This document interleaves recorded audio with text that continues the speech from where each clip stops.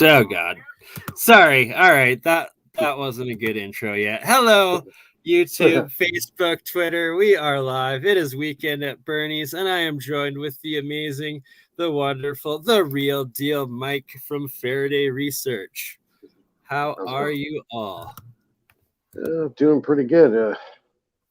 I'm laid off, so I got all the time in the world to do things now. So, yeah, it's things are kind of dire. I work in AeroSpace, and now all the supply chains are getting affected, and the whole industry is slowing down now because of all the restrictions, and people aren't flying. So it's just one big domino effect. So yeah, it's hit us, and we had to lay off a whole bunch of people, and I was part of the layoffs. So yeah, so I'm kind of left high and dry right now, and just trying to get through the days and try to use my time wisely to work on projects and research future projects that will be coming up. So yeah, I'm trying to keep my mind busy, right? So like all weekend I've been watching lecture after lecture after lecture.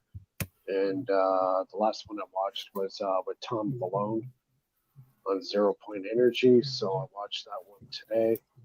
And I watched another one on Oregon gas, Oregon generators, all that kind of stuff. So yeah, I kind of kept myself busy trying to, do some homework and see what's out there and see what other people are working on. And just trying to the struggle is real, right? But that's the difference between success and failure is you got to adapt, and it's the inverse reaction of the lockdowns is it's all the more urgent and realistic to be making these free energy devices and get them up and operational. And then the next step is the anti-gravity and the work that like APEC is doing, and it's all coming together. And hopefully by the end of 2022, we will be celebrating New Year's on the moon or Mars. Hopefully it's not the metaverse and it's the real place. But see, I think the biggest problem with us is, after 1919, after the death of Steinmetz, and then Tesla died in 43. Pretty much like the electrical engineering and free energy thing pretty much died. All the real, quote unquote, real research in electrical technology pretty much ceased. And yeah, it's unfortunate. So now all we have is old texts to kind of refer back to get back into the minds of these greats that fell before us, right? So it's a lot of research, and unfortunately, a lot of information gets lost over time. So, and the one thing I wish that Tesla actually wrote books, but he never did. He's got patents and stuff like that, and he has some papers he wrote, but that's where he was different than Carl Steinmetz from GE. He wrote many books on electrical theory and a whole bunch of stuff. He wrote, I think, over 200 books. But Tesla never did. So a lot of his stuff is lost in time. Or sitting in a NSA, CIA War Department, I even believe was the authorities that would have taken it at that time. Well, it's Donald Trump's great uncle. Uncle. Yeah. One of the first FBI, was it, that was working on it? No, he was the police chief, I believe, of New York City back in 1943. So it would have been in the War Department then at that point before they were formed. Yeah, he was also a science engineer, physics guy or whatever, but he was the guy that was told to take all of Tesla's texts that he had locked in the safe in his room in the New Yorker hotel and go over all the stuff that he had to figure out what was stuff that should go in the black or other stuff that can get released to the public. And apparently there was a lot of notes that were seized, not just like one box. We're talking like a skid full of stuff. It's interesting that it's not really documented or public knowledge that it was Trump's great uncle that was that person's authority. Yeah, exactly. I didn't know this until about a year ago. And I go, wow, isn't it kind of weird that, now his great grandson became the president of the United States? It's just kind of interesting how all these people throughout history seem to be under the same bloodlines, right? The Kabuki theater, and that this so-called democracy is in fact hierarchical monarchy, really. Yeah, it's so now, the situation is that a lot of this stuff has been hidden. The real electrical engineering that would be considered real science, that all ended in 1919. So we have to basically go back to the text of Faraday, J.J. Thomson, Carl Steinmetz, and what was left of Tesla stuff, and that's where you have to start if you're going to get into this stuff. So yeah, even you can go back a little further. You can go into Heaviside, and study his stuff. So a lot of this stuff over time is getting lost. So we got to bring it back. We got to study it before it does get lost. As soon as it's lost, that's it. Well, that's the physical. There's also the metaphysical, and you can. This isn't the official opinion of this channel, but supposedly take some magical mushrooms or acid or DMT, and you will connect to the same source, and it is never truly fully lost. Yeah, like one guy you want to study if you're into that kind of thing is Terence Mckinnon, by far. You study. There's a lot of lectures that he did on YouTube of Terence McKinnon. He's like the guy if you want to experiment with stuff like that under your own free will. I would consider listening to a lot of stuff that Terence McKinnon was presenting to people, and after that, then you can decide if you want to get into that realm. So, but yeah, Terence McKinnon, amazing. That is an absolutely great recommendation. Yeah, I couldn't agree more. Terence McKinnon was enigma. Unbelievable, but he was seeing stuff so far in the future. Sad that he died in 2000 from brain cancer. That was a big loss. But everything that he predicted from say 1995 right to right now, he nailed it right on the money. The stuff that we have with transhumanism now, nanotechnology, experimenting with DMT and all that kind of stuff, how that will actually open up your mind into a different realm. I guess you could say different. It connects to the dream world, the conscious, the universal dimensions and realms. Yeah, a different level of consciousness. And it's fascinating how DMT is produced naturally within the body and is released when you're born, when you die, and when you dream. Yeah. Literally every time your consciousness is entering or exiting the physical body.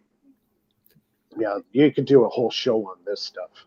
We most certainly shall. If anybody's into that stuff, just look up Terence McKinnon. You'll blow your freaking mind. Mm-hmm. When I heard his one lecture, I'm just like, holy cow, this is crazy.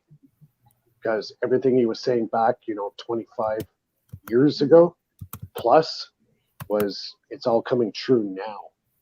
And he knew that so many years ago. But the way we're living right now, he was already talking about that in 1995.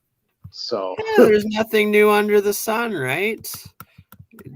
But it's true. He's like the oh god, the Nostradamus of our era, essentially, on how he Yeah, saw the future. yeah, I would say he's pretty damn up there.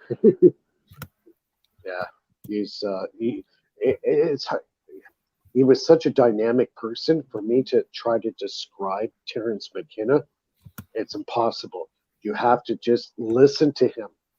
Make your Don't. own experience out of it, Yes, right? yeah. I can't say this or that about him. All I could say is the guy was unfreaking believable, and you have to listen to his lectures because after you seriously listen to his lecture, you need to have a drink because he's just gonna totally change your world on on so many levels because it's hard to put into words because he's such a oh my god. He's just blowing my mind just thinking about this stuff. He just was so intuitive with what is in the non-physical reality versus the reality, and how our consciousness relates with uh, a non-physical reality versus reality, and how it all ties in together as one. And he could do that better than anybody I've ever heard of. You have to listen to it. That's all I could say. I, you know, I don't want to sound like bias or whatever, but you just have to listen to his lectures. Make your own experience out of it. Yeah, because he is just listening to him, and he just makes so much sense on so many levels. It's just, yeah, it's just freaky, freaky. But yeah, that's some material that people can look into. Like, I'm not into, I'm not a marijuana smoker. I'm not into DMT. I'm not into any of that stuff. But irregardless if you are or not, you got to listen to him speak. It's consciousness in general, right? It does, Yeah. like, it's not about drug use to get there.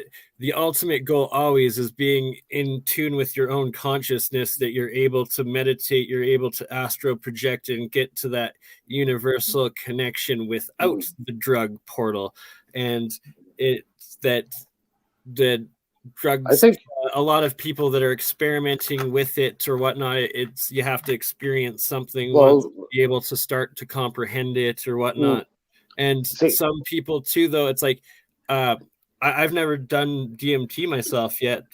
I plan to at some point when I'm with a shaman in the right sacred place, and probably ayahuasca.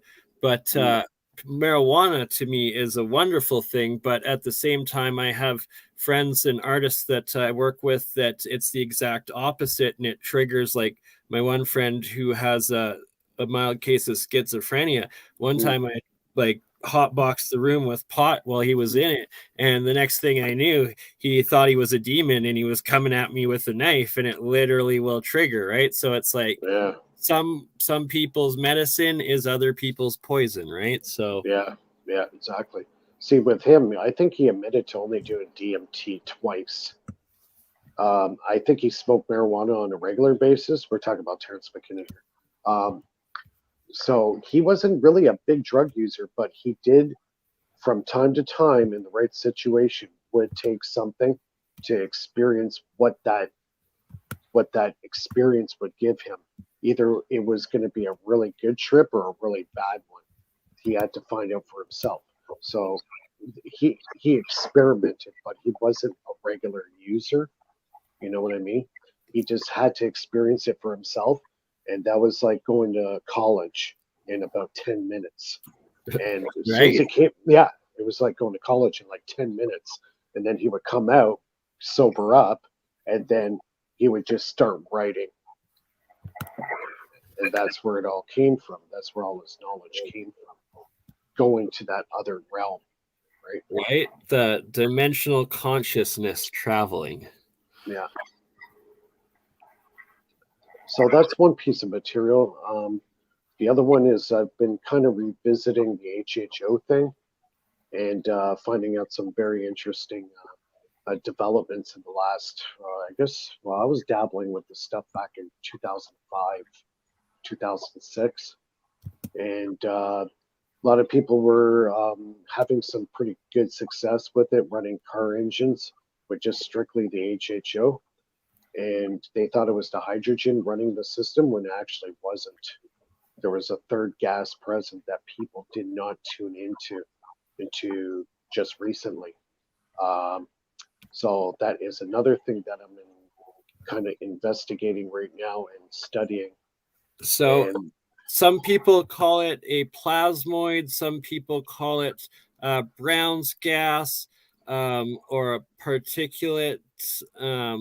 But you were saying before we went on, it's actually H4 gas is the actual composition of the Brown's gas of this plasmoid, and it's not actually HHO, it's actually HHHH. well, yeah. So what they consider, you got the oxygen and the hydrogen off the anode and cathode. So in the actual process, they actually consider those two gases there actually a contaminant. The actual real gas is actually generated between the two anode and cathode. It's in the middle. Now, what happens is that the problem was that gas was actually adhering itself to the plates and it was staying infused in the water. It wasn't actually being able to escape. So, depending on the design of your HHO generator, determined how good it was actually going to be. So, it turns out you have to do some form of cavitation inside that chamber to release that nanocrystal that they call it, or H4, into the combustion chamber. Without that cavitation happening inside, it's just sitting in the bottle and not doing anything. And it's also, its mass is heavier than air, and it's also heavier than hydrogen. So from what I was told, if you do it carefully, you can actually pour this H4 gas into a bottle. The hydrogen's on top, it will dissipate off the top, come back 2 hours later, and you can light it on fire inside the bottom of the bottle, and that gas is still there. It's because its mass is heavier than hydrogen and air, so it stays at the bottom of the bottle.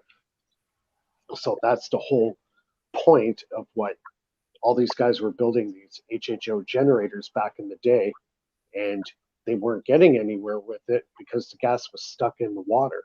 It wasn't cavitating out. It wasn't getting out of the system. So I'm going to be researching that. There is another form of a generator that I'm looking into right now. That's going to be kind of my next black project. And anything that I do with that black project will only be in my Patreon. It's not going to be on the regular YouTube channel.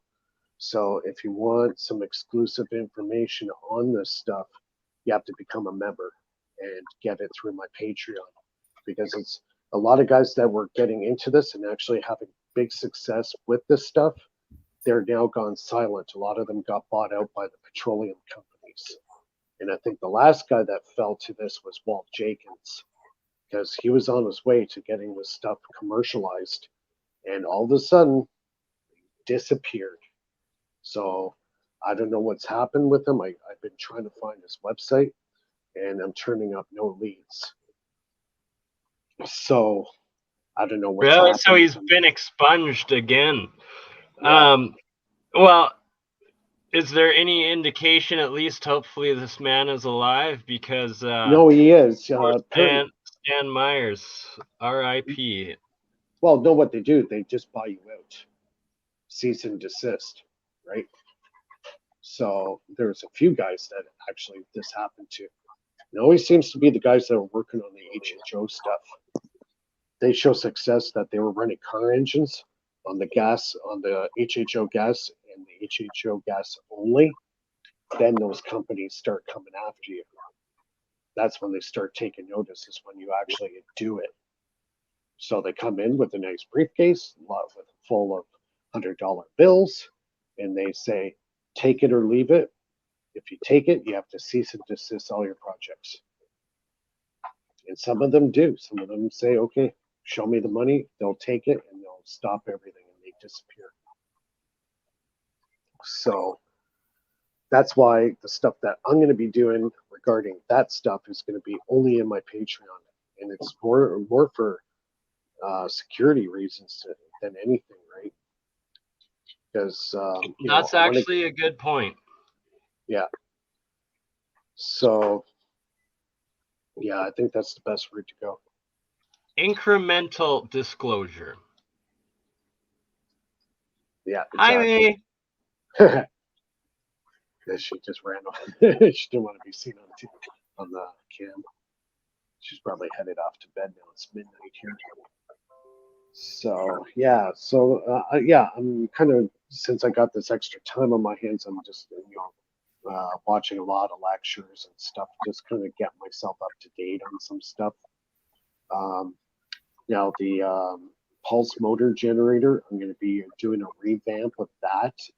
I'm going to set it up so like the original version I did, where you take a dead battery and you run it on the pulse motor, and the pulse motor regenerates the battery that's dead. And meanwhile, that's the battery that's running the system. So it's kind of like a mechanical version of a jewel thief. So I'm going to rebuild that, and I'm actually toying around the idea of actually selling it. I'll manufacture it and then sell it to anybody who wants it, because I know it works. So that's kind of some ideas I have going in my head. There's some other projects that I've been considering actually selling. I'm getting a lot of extra noise coming in. Aaron, you got to mute your YouTube, brother. My YouTube's not on. Aaron just joined us, not you, Mike. Oh, okay.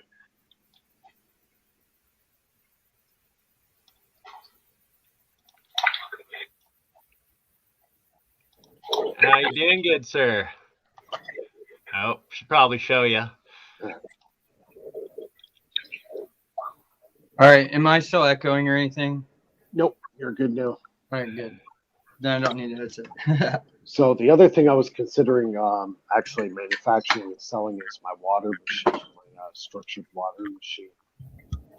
So that's another thing I've been kind of thinking about manufacturing and selling. So yeah, so I got a lot of things going through my head right now since I've been out of work. So I got to get creative here, and because I got to make a living like everybody else does, right? Got to keep a roof over my head and keep my child fed, right? So yeah, it's just all part of the evolution of Faraday Research. Oh, and I also got the new shirts. I like those shirts. Yeah, my wife actually made it for me. So I got this one. I got a couple other styles. Maybe I'll start selling those on my Patreon as well. Eventually, I'd like to get into like doing some giveaway stuff, or I'll buy some electronic. This is probably down the road. Buy some multimeters and stuff like that, and then have like a lottery type thing. Everybody has their ballot in, and whoever's number pops up, they win the multimeter or whatever. Giveaways. So yeah, I'm just trying to come up with ideas. Right? Yeah, I got a webcam. Wow, what channel is it that we are being freaking bot attacked by some porno shit again in the chat room? Insanity. Oh yeah. What's going on there?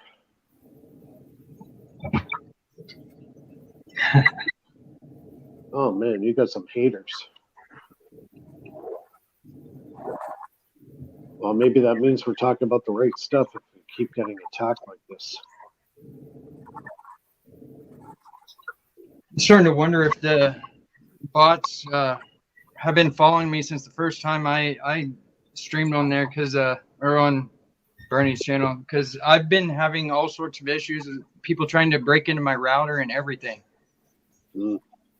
It's been kind of weird, actually. Guys, I'm just going to scoot out for a quick second. I'll be right back. I'm just going to go for a quick smoke. No worries, brother. Okay, I'll shut off my mic and cam, and I'll be right back. Yeah, I enjoy the good vaping. Screw a bunch of that smoking jazz. Is Bernie totally froze too? All right then.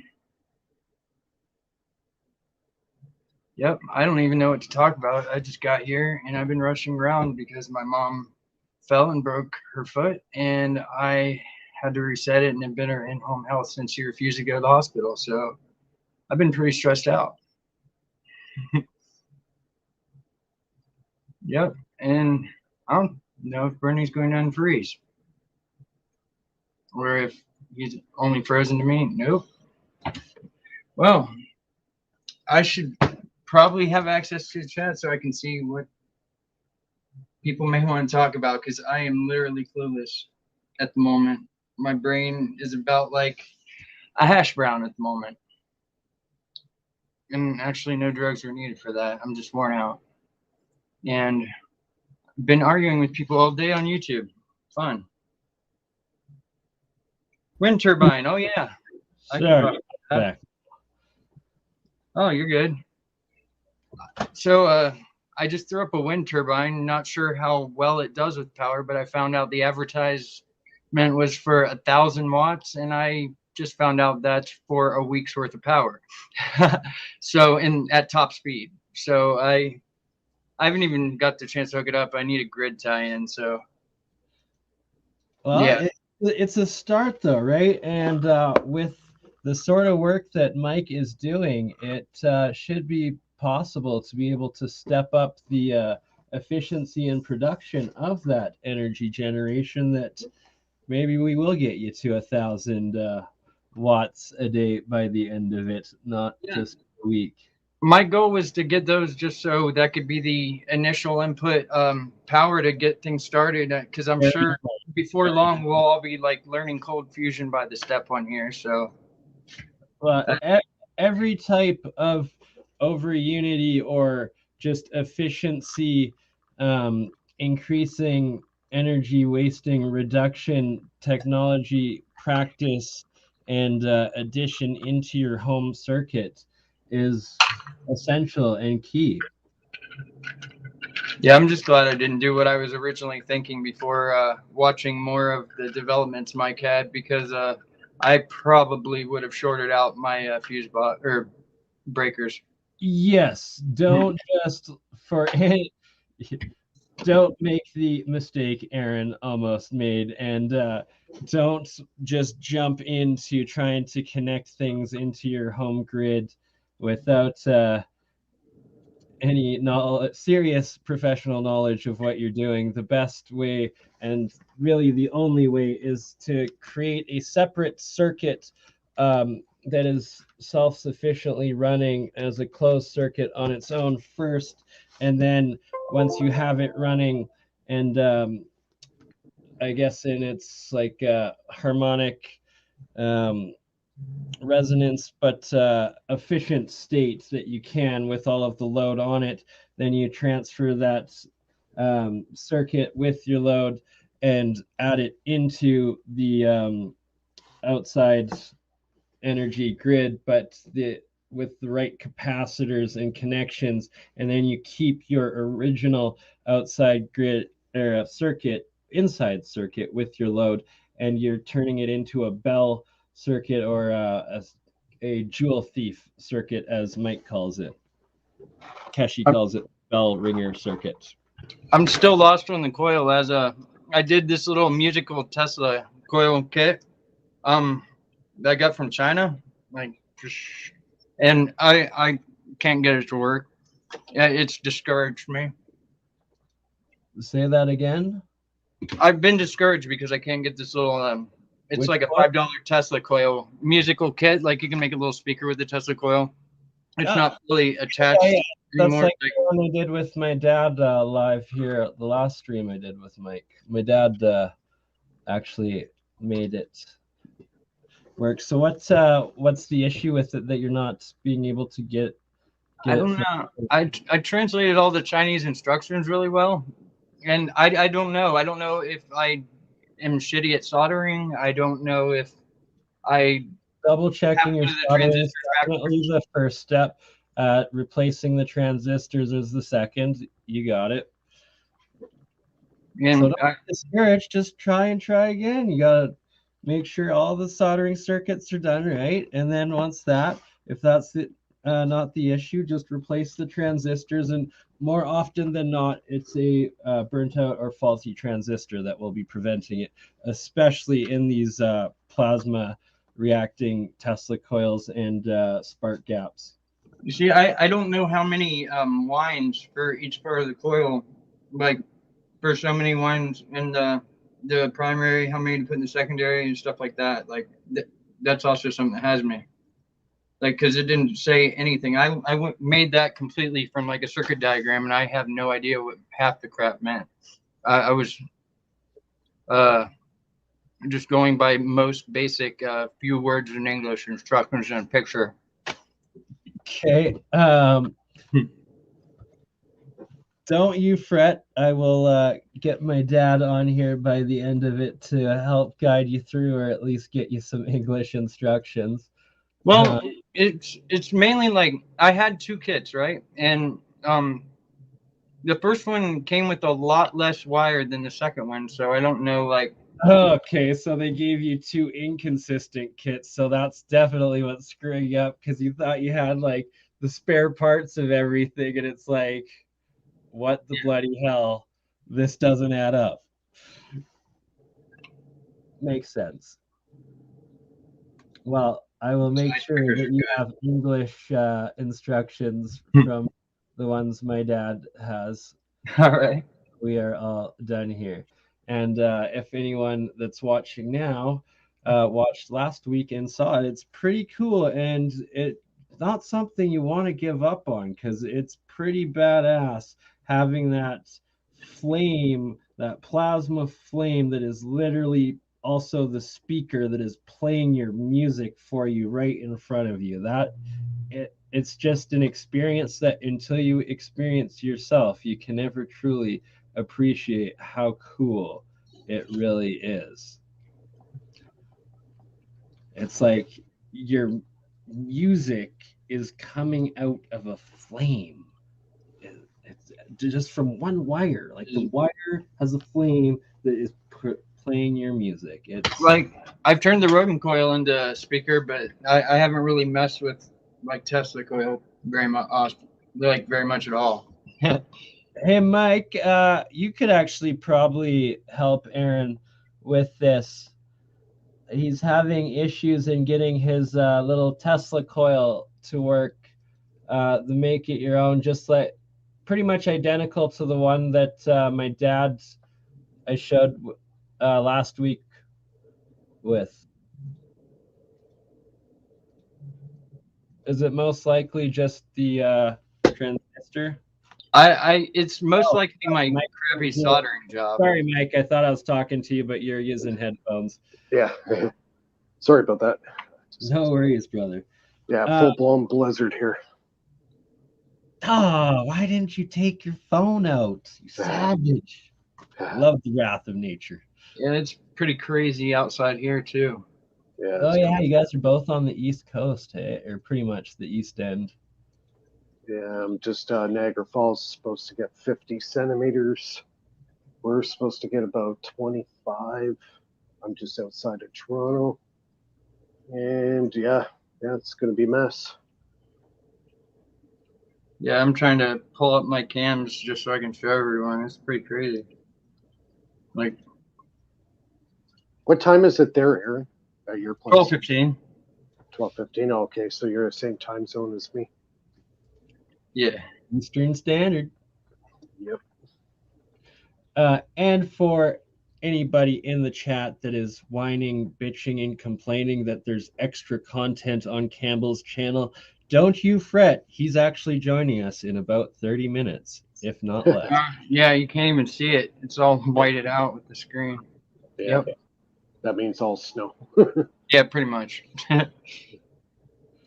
The Havoc, though, Mike is a advanced circuit builder, and also my father is a very good soldering and programming circuit. Yeah, I'm more one of those people who take what's already built and put them together, and with basic understanding of everything else. But like, yeah, good at modding, right? Yeah, I reverse engineer things. Yeah, that's good. That's a good skill to have. I'm telling you, it's very good. Me, I'm completely self-taught. Completely, everything I know, I just taught myself. I just, learned. Are you saying you're a little bit autodidactic yourself, Mike? I think so. Yeah, it's like anything. You practice anything, you get good at it, and that's it. You just study your stuff. There's so I need many to start ways. learning the words for things. Like I just go Terminology. Yeah. Yeah, so it's like anything. You get into any type of industry, you learn the terminologies. Like I'm a aircraft machinist by trade, so there's a lot of stuff, terminology, and I work with CNC machines, so I know G coding. It's stuff you learn over time, right? As you get better at your craft, whatever it is. So Yeah, I could tell you about like how I made this. How I redesigned this Wi-Fi pineapple here, like for hacking Wi-Fi, but I couldn't tell you like what, like the diode. I couldn't point out which direction it's going. I have no idea how to tell things like that, or the size, or any of this. I don't know. I didn't even know what exactly a diode and a transistor and like the difference between them a year ago. And you just educate yourself. There's so many ways of educating yourself online that it's probably better than college, because at least you're learning fundamentals, you're learning terminology, you're learning how the circuits are put together, and it's just you have to be autodidactic, right? You have to, right? I did 3 stints of 3 semesters each, post-secondary university general sciences, and I could never make it more than the 3rd semester before being like, what the WTF am I doing, spending tens of thousands of dollars for indoctrination? And on the internet, there's all of this learning knowledge for free. And then I dedicated the last 2 decades studying under Mehran Keshi of the KFSSI Keshi Foundation, Nassim Haramein under his Resonance Academy and the Delegate Program, Dan Winter's work, and all of the greats of the past, like Walter Russell, Tesla, Ed Leeds Scallon's another one. He has the magnetic current of things, and that's a whole other subject that modern electrical engineering doesn't even begin to comprehend. And it's like electricity is 25% of it, and magnetism is essentially 75% of your whole magnetic electric circuits generation and energy in everything, because it's like the magnetism is twice as strong as the electricity, and it's electromagnetic. Like they're connected. See, that's why I like doing the experimentation, because there's going to be failures, but those failures are teaching you stuff, right? So you might most people might look at, it's a failure, it didn't work. To me, I look at it totally different. It's teaching you something, and it's up to you to try to figure it out. And if you can figure it out, you just learned something incredible, because you did it yourself. You see what I'm saying? And then you start understanding what's going on. What are the fundamentals of making a circuit work properly? It's self-discovery, I think, is what I'm getting at. Exactly. You have to experience it and for yourself. Havoc here. This is actually a really, really good point, and something that's been fascinating me as I've started to look into it. Like Solomon seals, these so-called esoteric like witchcrafty symbols. You look at it, it's electric circuitry. It's insane. And there are higher dimensional circuits, and it's like it's just leftover blueprints from whatever those giant megalithic circuit boards were. And it's crazy. But yes, I really do want to start creating and trying to replicate. Like the other thing we were talking before we went online about the orgone generators. You might want to look into that stuff because there is a lot of real science there, you know. Wilhelm Reich, right? And he was completely suppressed and called a kook too. And then wasn't he thrown in a mental ward or jail? Oh yeah, he was thrown in jail. You know, yeah, he suffered a lot of suppression in his work. And that's why he went to the U.S. and then eventually he started getting the same issues in the U.S. with the suppression. You know, healing people with orgone. You know, he was making these sheets. It was like aluminum, and then he would have a dielectric in the middle, and then aluminum again. And he'd make these basically like blankets that you would wrap around your body. If you had arthritis, you would wrap it around your knee. Right, but what you just described, that's a circuit. Like it's actual. It's a capacitor. It's a capacitor. It's a giant capacitor. Exactly. But it's electrical engineering, sorry, is what I meant to say. It's like there's real physics science behind it. Right. It's woo-woo. It's like you actually look into the properties of the material and the structure of it. And no, it's technology, it's electromagnetic reactions. It's real energy. The same with Earl James Wright. You know, he was working on the right frequencies and killing cancer cells, you know. And he was another guy that was heavily suppressed, heavily. And that's the basis of a lot of the frequencies that I'm putting into my structured water device. I'm using those frequencies to reprogram the water. And water, believe it or not, is... without water, you don't have life, period. And they're learning more and more about these incredible properties of water. There's so many secrets in water. It's something that like all the regular rules, like all other matter, when it gets colder, it condenses and gets denser.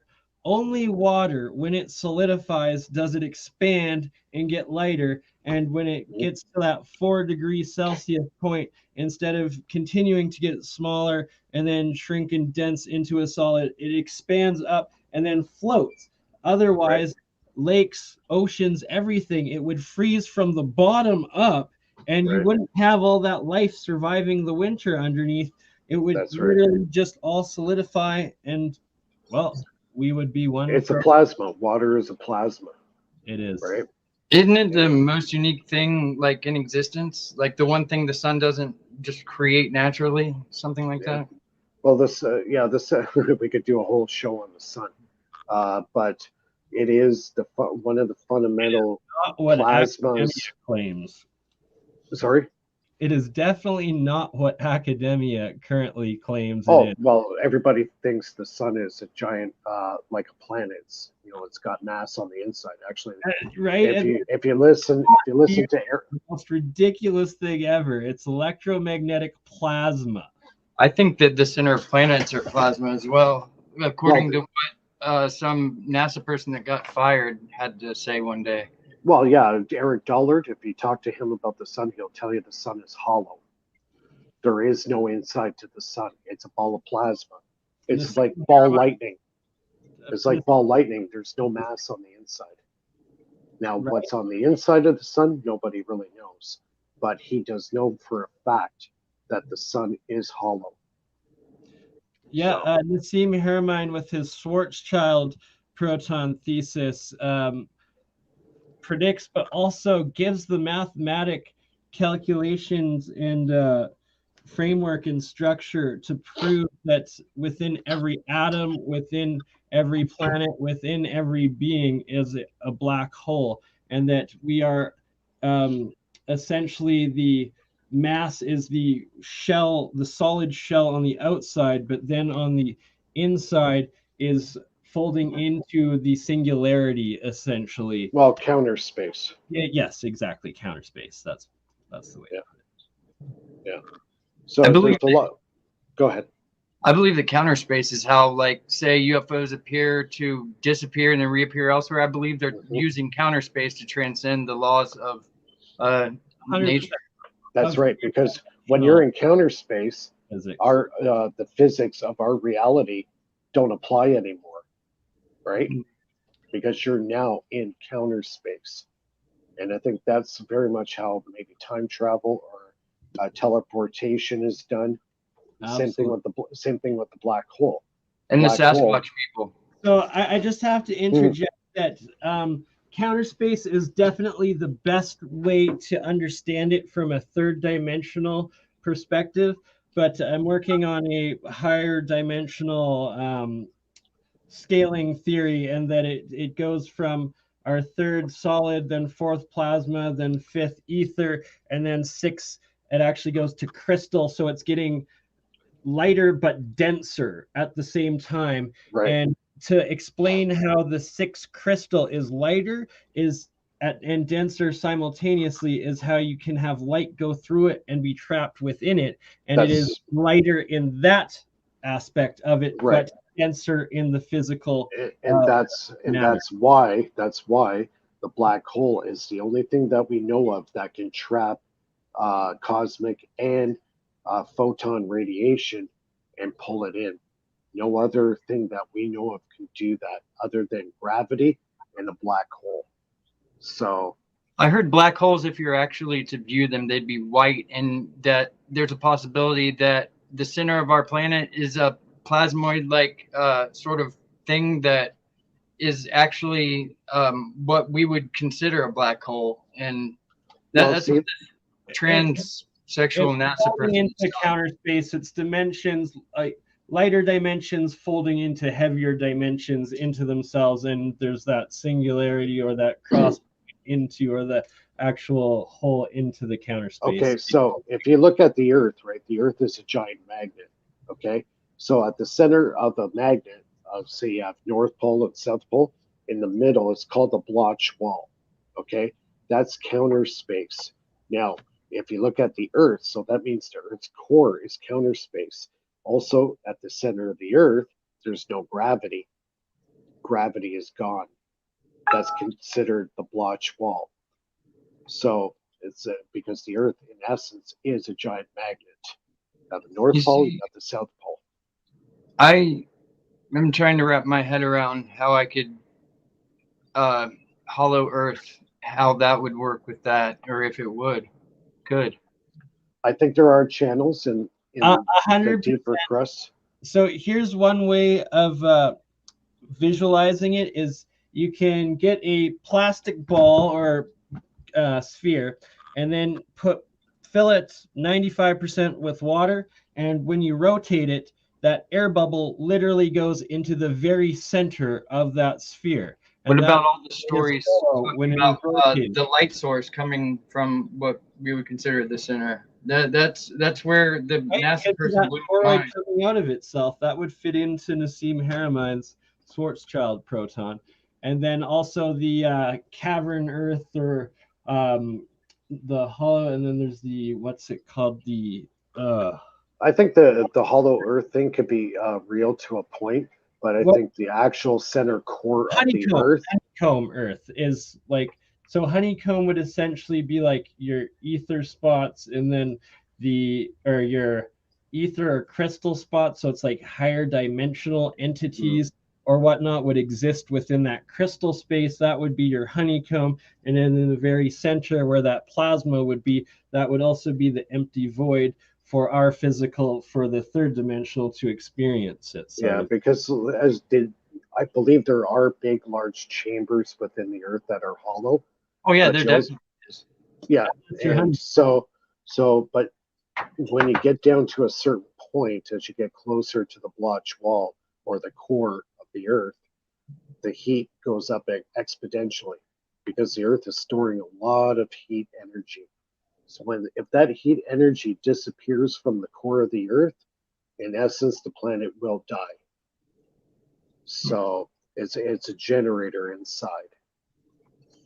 Now, I was watching this series called Talking with the Planets at one point, where people were channeling the planets, and it got to the point where I forget which planet it was talking about Saturn was supposed to be the sun of this solar system at one point in time, but it got passed up for what is our sun now, and I don't know what to make of that, but most of the things said couldn't have possibly been coming from this I believe he was British guy. He just didn't seem like he had the IQ for the things that he was channeling from the planets. Yeah. If that makes any sense. No offense to him, but like the word he was using, like extremely proper English, and he was talking like a burnout the rest of the time. So was this like a medium channeling, or was this it was the Thunderbolt project? No, I'm trying to remember the guy. He used to have a show with oh, what was his name? The preacher guy, ex-preacher guy that was on Rex's show all the time. Everyone. Jim Baker? No, Jim Baker? I don't know why I'm having a brain fart. I was just watching dude earlier. And sorry, I have to interject because we were talking third dimensional for all the flat Earth one dimensions. There is also a hollow point in the center of your disk Earth too. So no matter what way you look at it, there's a hollow center. I gotta say, the surface tension of water makes it turn into a ball. So, Campbell. Good morning. Good morning, everyone. Good morning. Good evening. How Good are we? afternoon. hola. Oh yeah, it's afternoon for you. It is. It's 1:33. So I guess there's riots because Novak Djokovic got kicked out of Australia. Yeah. There's a lot of protests actually. There's been protests every day since it started. All the where's he from? Slovenia? No, it's Serbian. It's from Serbia. Yeah. So we've got a big Serbian community in Melbourne. And they've been out with their flag. I'm part Serbian. Yeah. Oh, okay. Well, you should get down there. They've been doing traditional dances and stuff, and they've been out the front of Channel 7. It's a long walk to Australia. Yeah, well, it's not far though. That's the thing. Even quicker in a canoe. Well, the closest I've been to Australia is the Philippines, so that's the closest I've been to you. That's not far. Yeah, it's only 4 hours from you guys.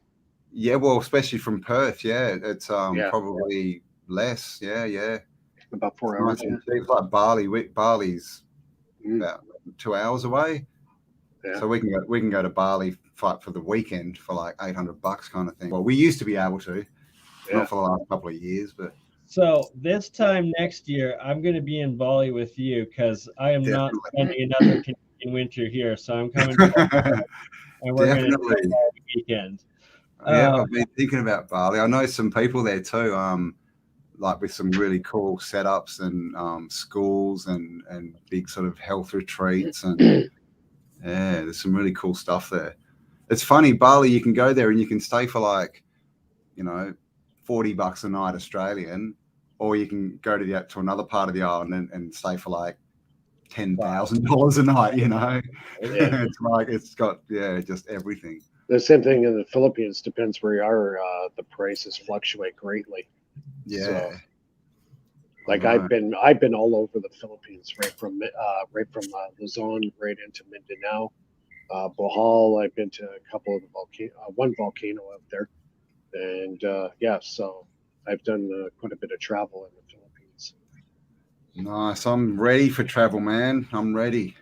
Did you guys have a tsunami there the other day or along part of your coast? Or No. I was talking to Kelly. Kelly's over on the East Coast, literally like on the coast, and she said there was nothing. They said they heard all the reports, and she was standing on the beach and nothing at all. Nothing. That's a risky business. Regardless of whether or not, I want to be on the beach. Unless I had a giant inflatable something to go around me. That's when you start to use your wizard powers. If the waves come, you just put your arms up and Yeah, exactly. Pull 'em No, out. exactly. I wouldn't want to be caught in a tsunami, that's for sure. No, it's nah. We don't have any of that stuff in Perth. We don't. Actually, I had a friend years ago when I did my radio show back in 2004. And after the show ended, I stayed in contact with this lady that was, like my co-host. And she was a bit of a channeler, and she predicted that giant one that hit Sumatra 2 days before it happened. Wow. Yeah, and she was right on the money. Yeah, December 26th. What was it? 2009? 3 or 4. That one, No, I no. think, 3 or 4. No, you're right. No, You're no. right. 2009, I think it was. No, 8 or 9, 7. God, it's I been can't. I think it can't was remember. before 2012. I think I saw something on Yeah. the other or a few months I ago. think. Maybe it was 2011. It might have been 2011. Yeah, you could be right. Yeah, it got But smashed. yeah, she predicted that. That was I heard Boxing it Day, on the wasn't radio. Yeah, it was the Boxing Day. Yeah. Mm. And when I heard it on the radio that tsunami happened, I'm like, oh my God. She was friggin' Ring her right. up and say, "What are the lotto numbers?" Oh my God. I was freaking at the wheel. I'm like, this can't be real. And I'd seen obviously seen it on TV later that day. I'm like, oh my God, she was dead on. She was right on the money. Yeah, Wow. some people can see it. Yeah. And I should say hello to everyone. I'm being very rude. Hello, everyone. Hello, Aaron, sitting there. I'm sorry to ignore you. Hello, everyone in the chat who's saying hello to me. Hello. Melinda says, Thank you, Melinda. That's very nice. sorry, while there's a quick break, in the chat, 17 Joy's talking about the tokamak reactors, and personally, I don't believe it. They've accomplished nearly what they're claiming they are, or they have, and even their claims, they've only been able to operate it for like, I think, a half of a second that they had it fully running before it used up too much energy that it collapsed, as well as containing that amount of heat, density, pressure in plasma. And that before you joined in, Campbell, we were talking about how the center of the sun is most likely hollow and that it's a plasma electromagnetic reaction, not this hot fusion reaction. And if that is the case, then the whole of the tokamak is just null and void, because it's like, it's the most ridiculous thing ever. Like your depiction of an atom, it's 99.99% empty space, right? The only physical matter is that 0.0001%. And it's like, for that tokamak, for that hot fusion reaction, you literally have to fill all of that other 99.9999% of space with physical matter, physical energy, and physical pressure at the most extremes to put it all together to have that reaction happen. Wow. And that's where cold fusion is on the exact inverse opposite reaction of the tiniest little micro fraction of a fraction of a fraction of energy popping in and out for those reactions to happen. See, and it makes sense too, because think about it. When the sun dies, okay, it implodes on itself. It becomes a black hole. So that proves that the sun collapses in on itself into counter space. There's right? got to be there's got to be somewhere for it to collapse into. That's right, and it has to collapse into counter space, which makes total sense. So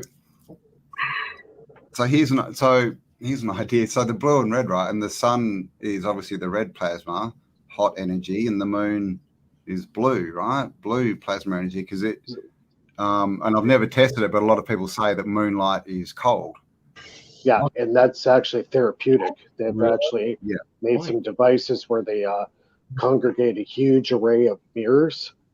Forget the name of the guy who did it, but he did it in Arizona. Made this giant array of mirrors and focused that moon light energy into this little hut maybe about 20 meters away from the mirrors. And if you stand in there, apparently it had some very amazing healing properties.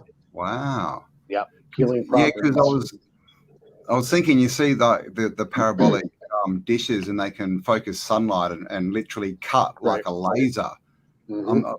So can you focus moonlight? Because that'd be cold. Yep. What would happen cold there? Would that be a cold laser? It's a cold laser, but it heals your body.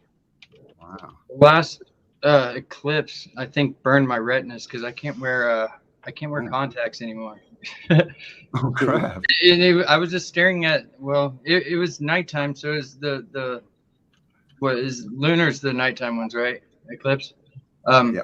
Yeah. I didn't think that those could mess with your eyes, but apparently me staring at it for an hour and a half did. It's the corona. If it's a full eclipse and you get the corona around the edge, that's the bad That's stuff. because the sun is more directly hitting the moon, right?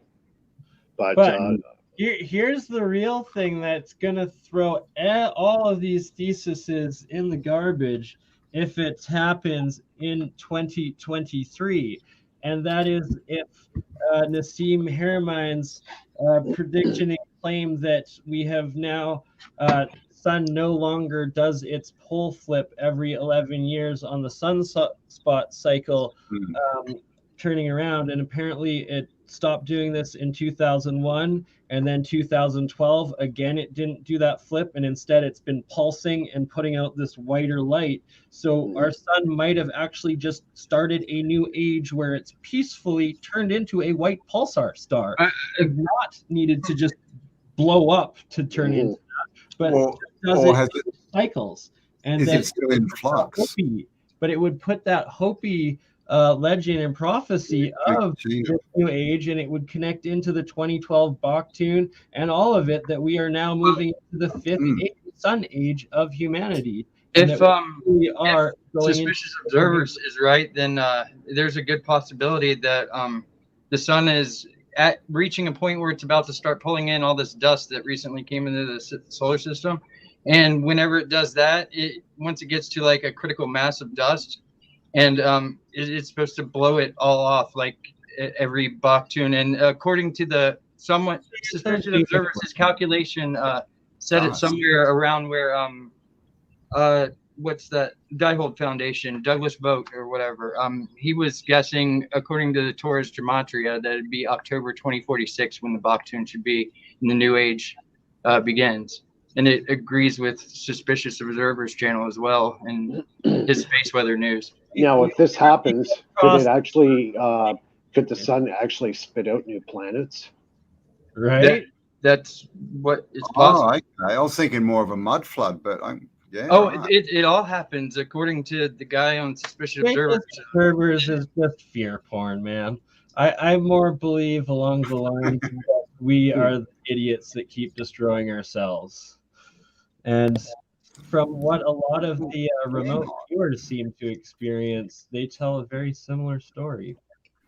Well, so do we think that, like the sun's gone to white? Is it going to keep going to blue and become the blue Kachina? And will the moon go to red? Like, will they switch polarities? And if that happens, we've got a blue sky, right? And if this whole thing about winter, right? We didn't, you look back and there doesn't seem to be winter sort of definitely the drawing 1600s. With that, the other day you did the interview. What was her name? That was a really good... Aurora, the flying Lasagna. We need to get you on and have a chat with her about the physics of that too. Yes, please.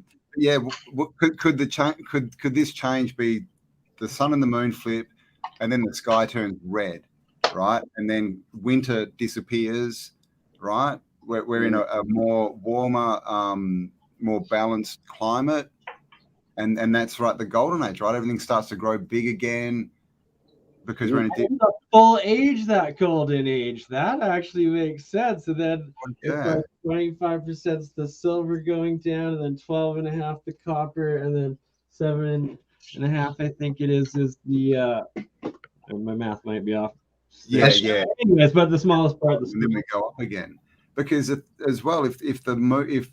the blue is the cold, right? The blue is the cold plasma. Then having a blue sky would mean you would get winter, right? Because that's bringing the cold in. Yeah. So if it's flipped to red, would we get plasma atmosphere? That yeah, Flip exactly. to red, wouldn't plants change color too? Well, red is infrared energy, right? It's where blue is the UV ultraviolet, the cold electricity, as opposed to the red infrared heat energy, And they basically they're not hot or cold until they hit something, are they? They have the reactions that so it's literally they're causing the temperature of the Earth, really, of the plane, of the soil. And and the greenhouse effect that is affecting our planet. If it goes to red, it's going to heat up this planet a lot more. So here, it's not the sun. But is the planet really heating up? So when I was a kid, I had a poster of Mars that my dad had got me, and it was a really good, fresh picture. And Mars had 2 ice caps, and the moon also had ice caps at that point. And now it's like, where are these ice caps that no longer exist? And why are there now pictures of Mars with active volcanoes and with these erosion, like it's active water in it? And is the entire solar system heating up because the sun has shifted into a white pulsar and a new age of sun? See, like Mars, I think personally, it was in the Goldilocks zone. At some point in its history, it was in the same orbit that we are. And something happened, catastrophic event happened that knocked it out of the Goldilocks zone. Velikovsky, world collision. Yeah, didn't Jupiter bring Venus and the Earth in with it as satellites and something like that? It could have. The asteroid belt is the larger stone water planet that used to be the 4th planet. Tiamat. Sorry. And Mars was a moon of Tiamat. And that's why 1/2 of Mars is completely covered in massive craters, and the other half of Mars has 0 craters, and that's where you see all the pyramids and like Cydonia and stuff like that. And that's also why in the asteroid belt you have these so-called mini planets like Sedna, which would be another one of the moons of Tiamat that used to exist. Mars would have been the big one, just like how you have Jupiter and Saturn. They have like Titan, Europa, or Titus, and Based on that, I have a question. They have several, but they're planet size or small to medium planet-sized moons, and it would have been that Tiamat was a massive rock water planet that probably would have been 10 to 20 times the size of Earth, and that it would have been the destruction of that planet when some or part or maybe all of the consciousness or the current humanity or Homo sapiens sapien ended up on Earth or something along those lines. We could be descendants of one of those past civilizations that they knew the planet was dying, and they had to go to another planet in their solar system to basically survive. Are we triggering everyone at the moment? So, at this point, I think anything is freaking possible. Yeah. There's Yeah, exactly. Sorry, and that's my own personal thesis of my experience of dreaming of different life, a past life. I've existed on Mars since a little kid. And then it's also that in university, I always laughed that all their theoretical models on how a solar system forms, it just can't add up because of the asteroid belt. And it's like, that's because it's not forming, it's exploding and coming out. It's the opposite, and that's why it doesn't work. Wow. Oh, my question is, give me thoughts back when you were young, dude. If I was the just sun thinking, why micronova, if the sun doesn't micronova occasionally, why would the side of the moon that is always facing away from us be covered in that melt glass, though? What are you talking about, the melt glass? Huh? Say what? I've never heard of that before. Yeah, the dark side of the moon is covered in this black melt glass. It's been hit with strong plasma at least once in the past. Yeah, I know what he's talking about. Glass cities, or like the remnants of the former domes or whatnot that Hoagland explains and shows pictures of. Oh no, Well, go ahead. see that glass material he's talking about is actually on Earth as well, and they found it in Egypt in an area where it's all sand. But where did this freaking glass show up? Yeah, is it jewelry glass or is it black? It looks like mica. If you know how mica looks like, it's got a very, very shiny surface. It's black. And the only way that this could actually be created is by, say, like an asteroid that comes in and explodes above the ground and superheats the ground and the sand and creates this glass material. What about plasma? Same thing. They experienced the same thing at Trinity when they set off the first nuke. The nuclear explosion created this glass material on the ground at Trinity. So it proves a strong plasma blast Also, of some where sort. lightning hits sand, it's also formed. It's a plasma reaction creates that glass. It melts the silica into it. Yes. So that phenomenon is nothing new. It happens. Yeah. Aaron, the way you're interpreting it, it would literally have to be the entire dark side of the moon would have to be a layer of it.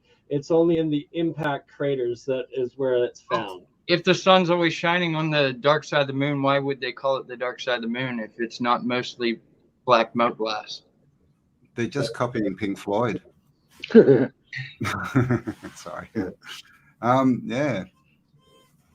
Or is the moon made of plasma? And is Mars Greenland? We just don't know. Right? And is the moon a capacitor or is it an anode? Exactly. Alchemy. I think Mars is Earth version 1.0. We're on Earth version 2.0. I just feel like the moon is there to protect us from the majority of the blast from the sun. I feel like that's what started the new age, and that's what caused all the crap the Atlanteans had to deal with and whatnot. Because there's a lot of stories of there being no moon and stories of the moon being appearing, being brought in. Yeah, the moon is not a natural phenomenon for this planet. Technically speaking, that moon should not be there. So it was somehow put there. Yeah, and it rung like a bell after we hit it with nukes. I forget when, the 50s? Not nukes, just a couple of satellites. And you're Mike's absolutely right that the size proportion of our moon is way too big. It's about 3 times too large of a circumference to be able to be in an orbit with Earth, as well as the fact that it defies all of the known universe of being stuck in that perpetual orbit of it's spinning, but at the exact same rate that it faces that one side. Size in orbital bodies. It doesn't make sense. The moon doesn't make sense. If that's true and it was brought in, then what does that say about the anode cathode reaction? You know, well, who's to say it's even a moon at all? Maybe it's a spaceship. Have you heard about? Maybe something's living inside of it. Maybe it's a spaceship. It's an egg. A big dragon's going to come out. Yeah.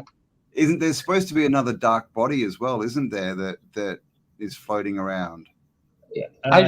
Nexus or Planet X. I heard that's behind the sun. That's why you can't see it. I just shared a video earlier that said all those observatories were shut down for like that 2 weeks, a little ways back, because they showed a video footage from someone that was working at the first observatory to get shut down in Washington, I think it was. Yep. And it showed a video clip of 2 different planetary bodies going past the sun that day, the day that they were shut down. It had it going one way and then back the other way. But it just seemed like it was going back that way because it was the way everything was moving. But there was definitely 2 planetary bodies, like different ones, passing by. Could you imagine if that news got out? Oh, by the way, there's 2 planets we don't know of that are hiding behind the sun. Could you imagine the friggin' headlines on that one? No wonder the Oh. friggin' CIA shut them down.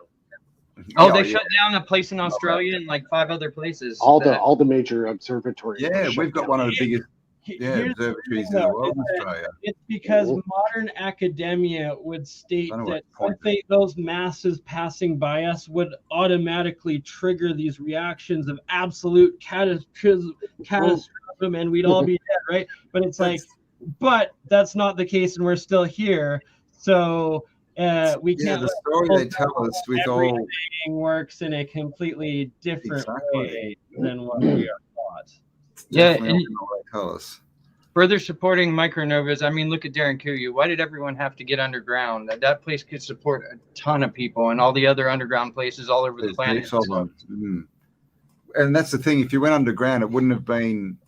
It's not to hide from a flood, because that's called killing yourself. Yeah, and only half the Goes earth down, got right? hit, and supposedly it was around the area of China that got hit last time. And I mean, yeah. Turkey would be kind of a little out of the way, so they wouldn't get a direct like frying or anything. But there's a lot of evidence of massive comets too. Like I heard that Australia used to be part of the Indian subcontinent and got hit with something and shoved all the way to where it is now, which would kind of make sense with the stuff found there. You look at the old maps though, and it's the other way. It's in the old maps. It was connected. It was part of the Antarctic landmass, and then it went north. Okay. Yeah, that was just a story I had heard from some. What is real, right? We just don't know. Maybe it did both. Part, though, Campbell, is those old maps, and you overlay them on Google, and literally the continental shelf is like halfway, and it goes straight up to where the old maps are, and it's just like wow. And it's the exact same in Siberia and northern Canada into the Arctic Ocean, and it's just like what the F happened, and it says only a couple hundred years and ago. why is the chunk of land south of South America, right, Antarctica, why is it called the land of fire? Good question. Burning ring of fire. It doesn't make sense. Yeah. Reptilian dragon breathing fire. Exactly, that's where they breathe their fire to hatch their reptilian babies. That's where the queen's been. You know what? It just goes to show how much of history that has been erased or tried to erase. Well, yeah, everyone talks about the Library of Alexandria, but if you like trace back, there's literally fires every year. They're burning down cities, everything, just destroying all the information. I think it's the Vatican has the Library of Alexandria. Oh, they've suppressed so much information. They're one of the biggest culprits of suppression of information over the centuries. It's ridiculous. The Smithsonian's another one. I'm still just waiting for the Vatican. I just want to know what's under the Vatican. Oh, apart from that big bloody black Baphomet demon, I just want the books. Look at not the demon. Just give us the outcast. Well, the Vatican, a lot of people don't know the Vatican are one of the most powerful, I believe it's a thermo telescope. And guess what they call this thermo telescope? Take a wild guess. Yep. Lucifer. Gee, I wonder why. Yep, owned by the Vatican. I know. I still think Lucifer is like an avatar like that ends up being like Hermes Trismegistus later. I still think they're the same character. I don't think he's evil. I think he's just been given an evil name so that we have someone to blame everything on for the religious. Lucifer's only mentioned once in the Bible, and it's oh Lucifer, oh how you fell, or something like that. But the thing is, it's how these people interpret it and the energy they put into it, and they've kind of chosen Lucifer or whatever as their god, and they create it. They turn it into an evil entity, really, don't they? Like that sacred goddess Isis is now a terrorist. Say what? What was that? That sacred goddess Isis, for the last 2,000 years, Isis has been our sacred goddess. And now, the last decade, it is a terrorist that is an extremist destroying fear and hatred. But remember everyone got onto that and they're like, oh no, now that they're actually called ISIL. Sorry. ISIL. Remember Oh, that? God. Oh, my God. That was just like, really? You just got to change the end letter? Like, serious? You idiot. Unbelievable. Isn't it? The other thing I heard today is the Taliban and ISIS are at war with each other. Oh, yeah, right. Well, that makes sense. That's why we're not hearing about them anymore. They don't care about the world anymore. They're just fighting each other. That makes perfect sense. Y'all may not have to, but we do. And get control of their opium again, right? So that would make sense. Israeli Secret Intelligence Service would be fighting the Taliban to regain that opiate. And it's funny that that was one of the official Israeli CIA departments was called ISIS before ISIS. No, it's Blackwater Security. Those are the guys who are ISIS. Yeah, ISIS is the Secret Intelligence Service on Archer, the cartoon series. Yeah, they changed that too, but before that, that's where Archer got its idea, was ripping off Israel and the Israeli Secret Intelligence Service. Archer's my jam. Yeah, right, which is ISIS. And God, they love pointing the finger, don't they? No, it's you. It's you that's bad. Love is a virgin thing. Oh, gosh. Yes. ISIS was above Mossad, just like the CIA is above, or the NSA is above, like the FBI sort of thing. Yeah, ISIS will come to the next G8 summit. Yeah, well, I thought the terrorism had just stopped because they couldn't travel without their passes. So ISIS was sitting at home watching Netflix. That's what I thought, but clearly they're in a war with each other. Why would we sit at home when we can go? I think we're just going off on a tangent here.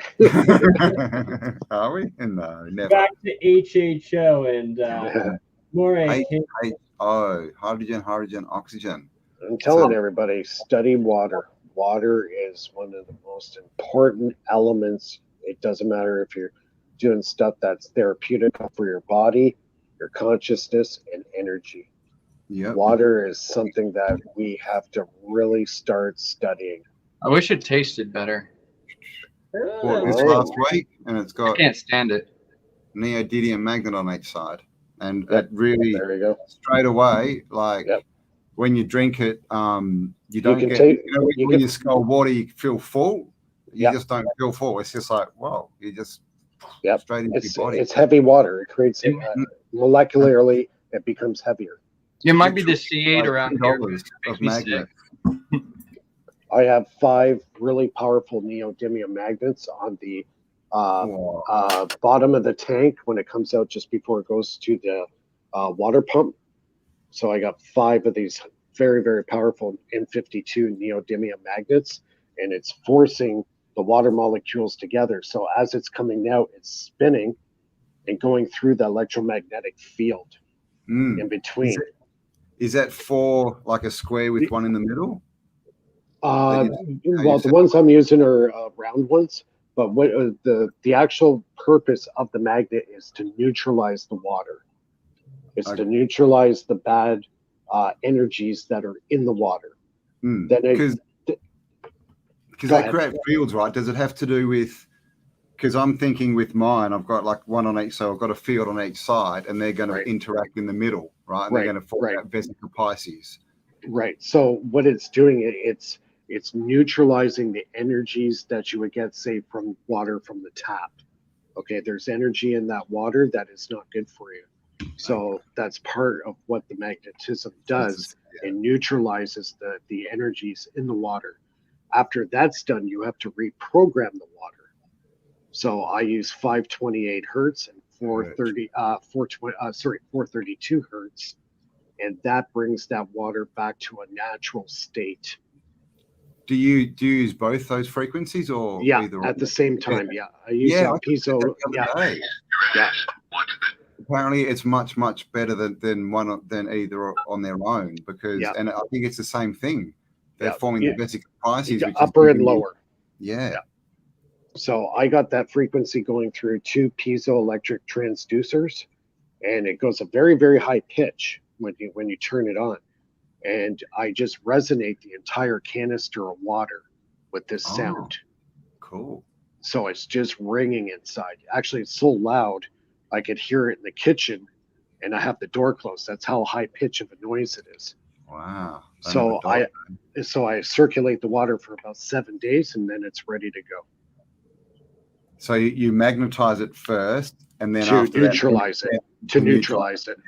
And then it goes back in to be reprogrammed. Yeah. Wow, cool. And in the meantime, inside the tank, it's spinning in the vortex. That's a very important part.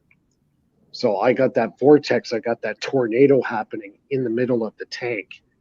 If you do that, it's imploding itself.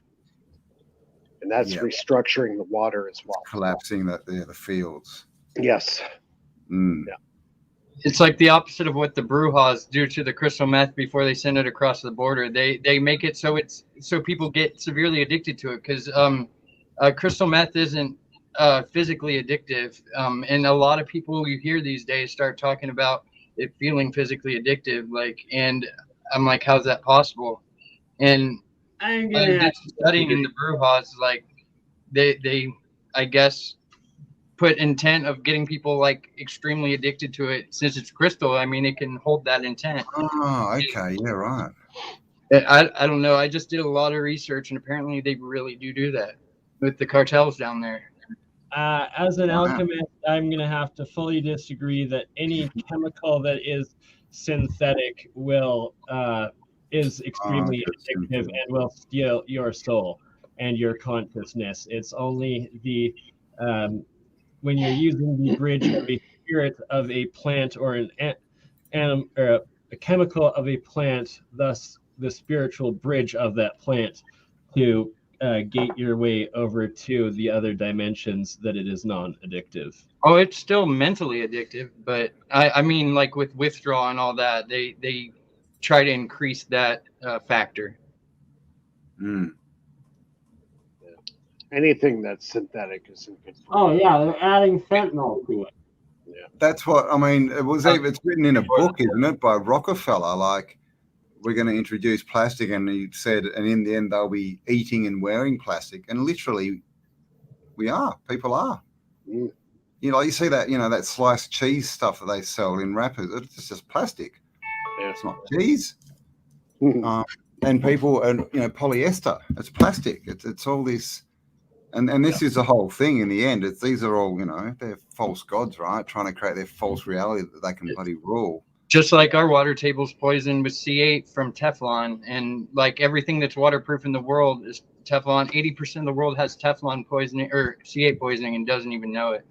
Like, if you handle a lot of thermal paper from like receipts and stuff, that's covered in it. And anyone who's been like a teller at a gas station or something, they definitely have C8 poisoning. And it's crazy how much of it is in the water tables all across the U.S., especially where I live, where the DuPont plants are.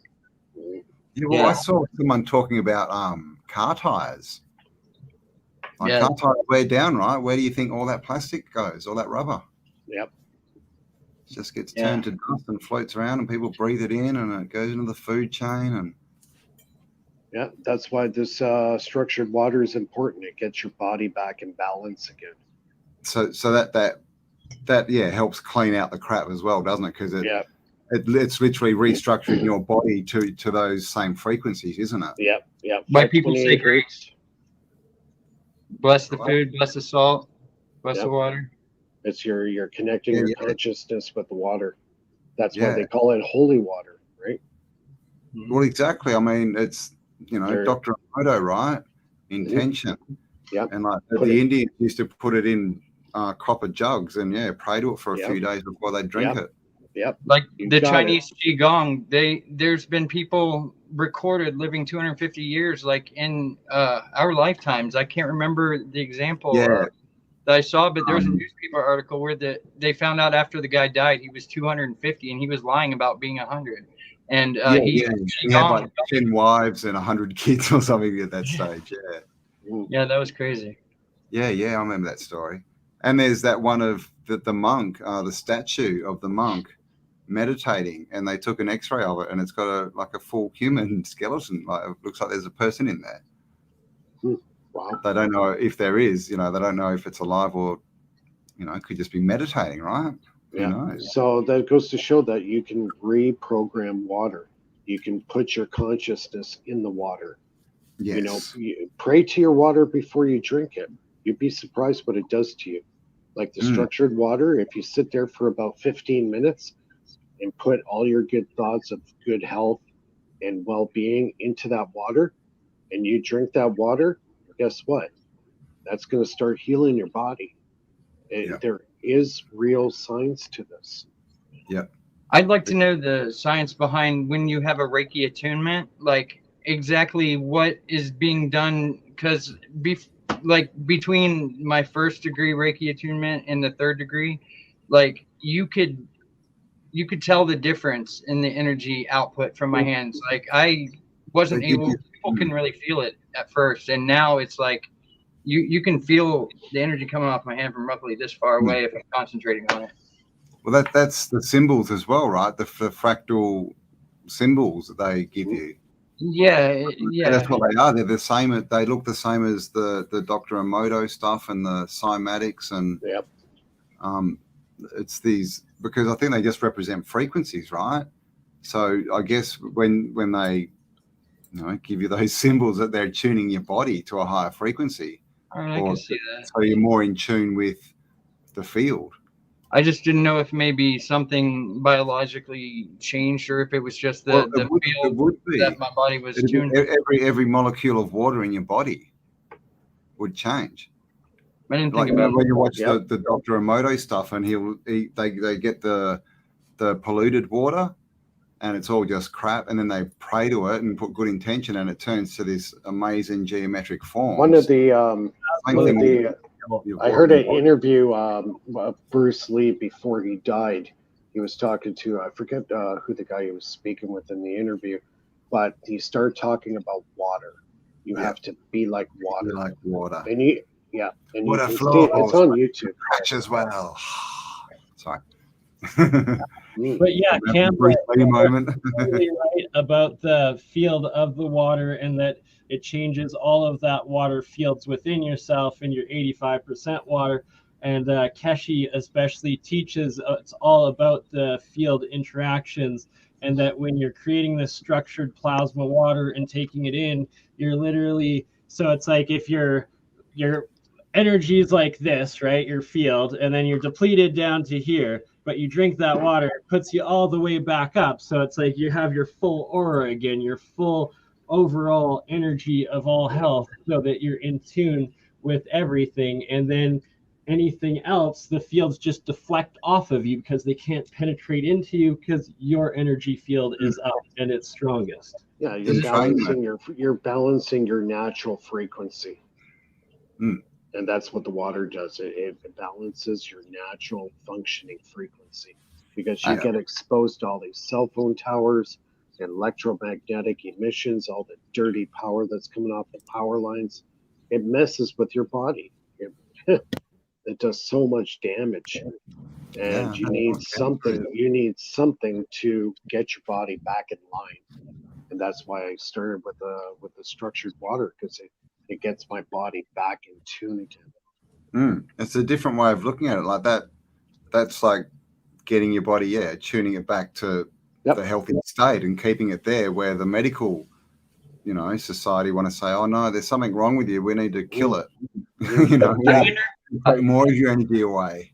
I wonder if I've stayed healthy by using like my energy and intent to cleanse the water that I'm getting in my body from unhealthy amounts of Mountain Dew. Because that's literally Mountain Dew, mate. I drink, other than like way too much Kool-Aid in my Kool-Aid, so I don't have to taste the water. Yeah, I think you want to stay away from the sugar. I consume sugar until I pass out, and somehow I don't have diabetes, and I can't gain weight, so it's cool so far. So far, just be careful. You know what? Sugar is bad, and I'm a hypocrite, because I drink lots of coffee and I have sugar in my coffee. That's So, yeah. I try to balance with vitamin C. My one thing is sugar and coffee. you know, we're our own worst enemy when it comes to our health. Because if you stop taking sugar, you don't have to intake vitamin C. Your level of vitamin C is perfectly where it should be, like naturally, if you stop sugar altogether. See, there was a book that was written several years ago. It was called The Great Food Conspiracy, on how the corporations basically tainted all the food that we eat, all the modified starches, and MSG, and all the crap that's in our food chain today. You know, if you go back, say, 150 years ago, none of this GMO stuff existed. You know, people lived healthier back then. There was hardly any, well, there was cancer, but not at the rate that we have it now. Yeah, my great grandma smoked until she was 99 or 100, and she also drank a bottle of whiskey every day. 99, healthy as fuck, and just holy crap. But I mean, even tobacco back then, tobacco was just tobacco. Yeah, it was right. natural. That's right. Now it's a cigarette, which is like chemicals, and some tobacco. Yep, that's all part of the food conspiracy. Everything that we consume today is shit. Yep. Sorry, it's true. It is. Yeah. And we're It stuck is. in We say poop in this channel, but we'll forgive you. Sorry. Yeah. Yeah, I've said F word a lot, and I don't even realize it's just part of my language, I guess. Oh, that's right. Kelly's on this channel. If you've seen her, she destroyed my non-swearing line. So, you know, everybody is in the same dilemma. You know, how do we protect ourselves? How do we stay healthy, eat right, you know, do all the right stuff to make us live? And we're just overwhelmed with all this negative stuff in the world. It's like, how do we overcome ourselves, you know, from all this negativity of food, being, you know, blasted in the face by electromagnetic emissions every day? It's overwhelming. It's like, what do I do? You know? But structured border, grow your own food. Yeah. And if you focus, there's the intention thing, right? If you're focusing on being healthy, then that helps. So yeah, it's the consciousness. The power of projection and manifesting that better reality, overcoming it. And you know, if it's too much some days and like those frequencies are literally driving you insane, maybe put on that tinfoil hat and see if it blocks it off, because you're really building a Faraday cage around yourself. Exactly. It really does help living in a smart house. That 5G. You're in a smart house. Oh my god. Now I got a helium 5G router right next to me. Like, God, what are you doing, Aaron? Like, you're literally like, you're terrorizing yourself. 35 wireless and a helium hotspot that projects 5G, like cell phone 5G, right there. I was going to show you, but it's not able to reach me. That's the beauty too, right? See, and that's the problem. We're all addicted to this powerful, stuff. Yeah. But it can't even reach you where you are on the other side of the house. But you're gonna have it in your bedroom, so you have it when you're like sleeping or you know, lying in your bed, so it gives you that humor extra quickly. I actually don't. I sleep on the couch downstairs. Don't ask me why. I have never slept in this bed, even though I spent like $1,000 for the mattress. Well, COVID spent. Probably your mind. It's probably your energy going, get away from that 5G. Go downstairs. I got conned into getting a memory foam mattress, and those things are not comfortable. I tried to sleep on it once, and I took a little nap, woke up, my back hurt so bad that I just went back to the couch or this chair because it reclines and has a footrest and stuff. So. And I have to go back though, when you guys were talking about how food today is literally poop shit. Poop shit, you know, deer and cows, they eat their poop shit and it feeds them. Where our actual food today is poison because they're genetically modifying real Roundup. Monsanto puts Roundup poison genetically modified into the plants. So you're eating poison. It's insecticide because it poisons and kills off all the bugs, but you know, for human consumption it should be fine to consume Roundup in your oh, my wheat, I can't have it. I'm glycemic. No, you're allergic to the poison that you are eating. Don't eat GMO because it's literally containing poison. Yeah, and it's in our water too. That's my rant. I'm wondering what the Agent Orange in my blood does to me, and whatever mystery drug they gave my mom to be able to have me.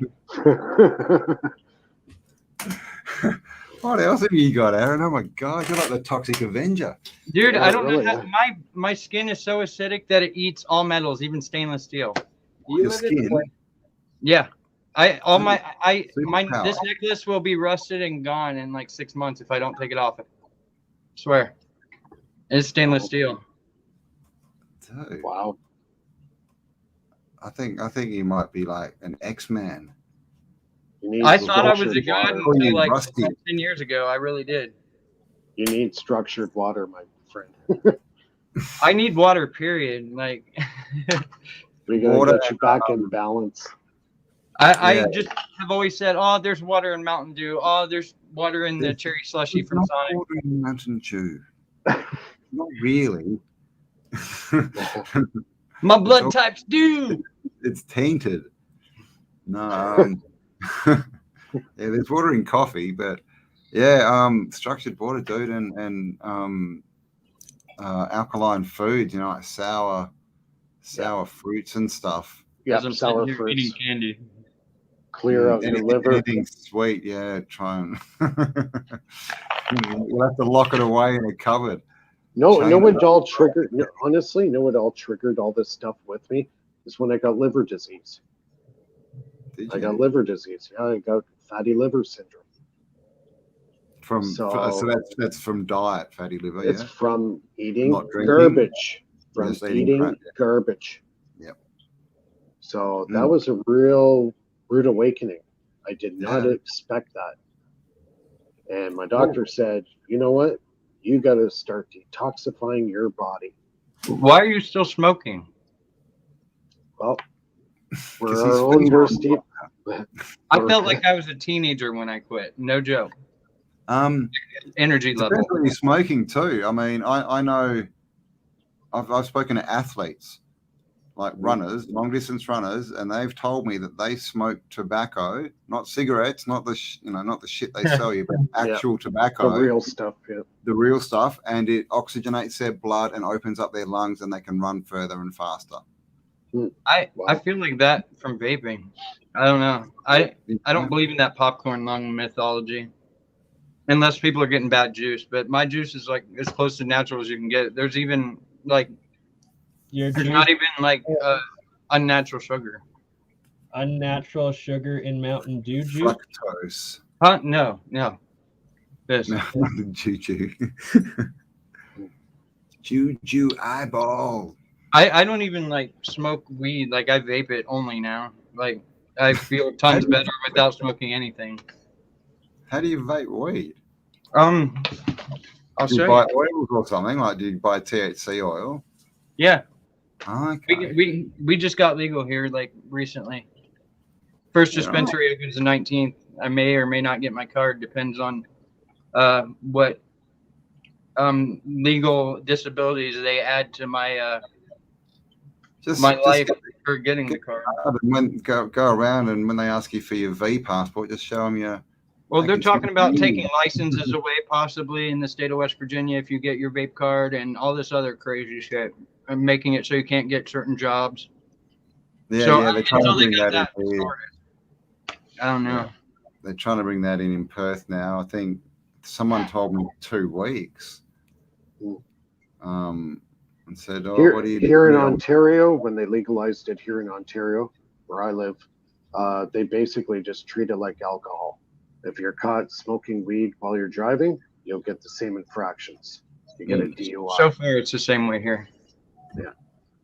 And I haven't got a problem with that. You know, you smoke this stuff, don't drive a car. Period. Oh yeah, It makes you a better driver. You're more cautious. You drive more attentively. Like, it's like alcohol, right? You can have like a beer or two, and you probably will be more alert. But if you have 5, then you're stuffed. can't And same with speak on that. weed, I was always designated drunk driver back in the day because I was the only one that got everyone home safely. I just don't do it. I drove a car into a tree when I was completely sober, so I'm not driving when I only have wrecked sober. God knows what'll happen. So I'm just gonna scoot away for a minute. I'll be right back. No that's worries. what she said. Is that your? Oh, that's your fridge. Yeah, we'll have to get the plans to make this water. What's it called? A reprogrammer, water fractalizer thing. You can help the structure of water with a lot of Structured things. water, structured water, plasma water. You can use a rodent coil to help structure it. Yeah. Oh, yeah. nice rodent coil. Yeah. Oh, let's see that rodent coil there. Yeah, I got it from Russia. I didn't feel like making one. Copper's Does it too jump? expensive. One of those ones. That's the easiest, most like. Plugs right into my channel or my function generator. Does it jump up and flip and stuff? No, but I plug it into my function. Basic. Yeah, I can plug it in my signal generator and just generate, or like put it to any frequency I want, like sine, square, all that stuff too. And yeah, you're still putting the frequencies through the same toroidal shape. You're just not going through the 369 three phase of it. It's just one phase of it. Is it just one winding? Is it? In that dimension, yeah. In that. Yeah, it's not the best one. It's the first. That's the Rodin 1.0, and now it's like the. It's the DOE, three like winding ones that start 20,000 jumping. point. Amazing. Yeah, I'll have to make those ones with three windings. Have you seen the ones and they just jump and they flip about and they start floating and stuff, and it's like, whoa. Yeah, I need to write back. I was supposed to host the Nunez One Stop Energy Group and their piece on Earth Vortex coils and work. And then I lost contact. But thank you for reminding me on that. It's and on Earth coils. Yeah. I'm going to join what POE meant. But if you guys don't mind, I'll play one of their videos quickly. So here's an idea. If you could make small coils and you hung them up in trees and like literally just like poked a bit of the copper into the tree would be an antenna, wouldn't it? Tree's already an antenna. Exactly. So that would amplify that signal. You need to ground it, yeah, and put the amplifier in the ground. Like we could go around and just pop them everywhere, and you'd literally be pumping out good vibrations. Just for like free. lemon and Copper were cheaper, right? I just got some ideas. Thank you, Campbell. No worries at all. That's what I do. I give ideas and I'm confused. I've got no idea. I wonder if I could do something nifty by integrating something that makes it feel like a coil into my wind turbines and the wind turbines coiled with it spinning like a field. If I didn't just say that. Yeah. Show a little bit of your wind. Yeah, show us your wind turbine because I'm on this Portal Plus, so I'd have to hold my phone up. That's fine. Because how big is it? How big are they? Well, here's the picture before I got it attached to a pole. It's sitting on the ground there. It's about yay wide on the. It's like fin to fin, and I have it sitting about 6 feet off the ground, but everyone else has them like 50-foot pole. So I'm working on getting them higher, but this one is basic, so show it again. All right. So there we go. It spins that way. Okay, I see. Yeah, and I just kind of made the pole. I got the waterproof controller up there towards the top. Because my idea is I want to get one that'll fit in like a PVC pipe. I don't know what the fat stuff they use. And put it on top of my bus, so when I drive, it gets air force through it, and I get free energy. See, can you take one of those blowers that go on a fireplace that start up whenever they get hot and use it to power one? Bellows, yeah. No, it's like a blower. Bellows is a thing you go like that. Yeah. But I'm talking like the blowers that go in the inserts to the fireplaces that whenever they get to a certain level of hotness, they just kick on and start blowing the heat from the fireplace out into the room. And I was thinking, like, I could somehow have that powering one of these, and I don't know, sit in front of my furnace in the wintertime or in front of a Bitcoin miner. I don't know. Get a solar panel and like plug a fan into it and just turn it on and point it at, like electric fan, point it at your fan that makes free energy, and you've got like a free system. I had an idea with the thing I sent Bernie. It's a water pump that generates. Well, you put water through the pipe and it generates electricity. And I was thinking, couldn't you technically use a regular water pump and have that with the water generating and like, I don't know what they're called, like a inverter pump. I don't know what it's called exactly. Washing machine sort of thing, like hydraulic energy, or no? Yeah, you like hook a pipe with water, and I heard someone put it just in a stream, and as the water goes through, it generates electricity out of the top, and the whole thing's submersible waterproof. Or hydroelectricity, and Yeah, But I saw you got one. that on the way, by the way. I saw one yesterday, and they made this. Actually, I think it looks like they found it in the bloody forest. It's one of these ladies in Thailand that go out and they build houses and stuff. And it was just like, like a straight canal bit. And at the end, it just had like a circle. And so when you run water down it, it turns it into a vortex where the circle, so it can go down it's like a drain. And they just plugged a, like a little hydro, hydro thing into it, and they were just getting free energy off it. Like, she had lights all over her house and stuff, and it was just this little, I don't know, I'll have to get it. Like the thing where you attach to pole, and she just shoved it into the hole, and it just sat there spinning. Could it be like a little pill-shaped thing and a little magnet plate below it that spins the magnetic pill, like they use in chemistry class or whatever? Or Could be. It was basically just using the water to spin something, and then and she literally just connected wires to it. So having business between the magnet in the water itself. That is fascinating. Yeah, my dad brought me back a little. Yeah, my dad had like those hot plate things that spin with the magnet, and you just drop this capsule down in, and it'd spin that capsule. It's two neodymium magnets with the pole facing together, and then you put bismuth in between it. And I think it's got to be one of the platonic solid shapes of the bismuth in order to react in that stable orbit or levitation and spin. And this is the Nunez channel and their PoE vortex that we're currently playing. And they're getting the energy out of the third phase, or the third wired circuit that's open to the air there, and then amplifying it and getting power out of it. So it's something Mike would probably really love, but it's on silent, and I started it while he was smoking. There's a video I can't find that had someone using that and an RF receiving device somehow, and they were claiming to turn RF signals into electricity using one of those. Oh yeah, and that's really easy to do actually, also through three-phase.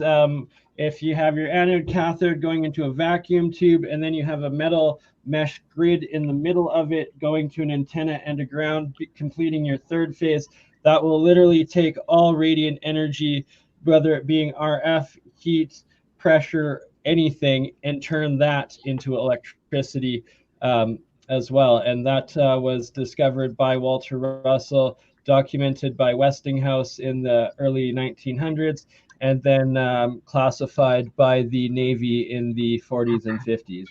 Of course. Could you use a dipole antenna, like a large one, in place of the mesh, whatever?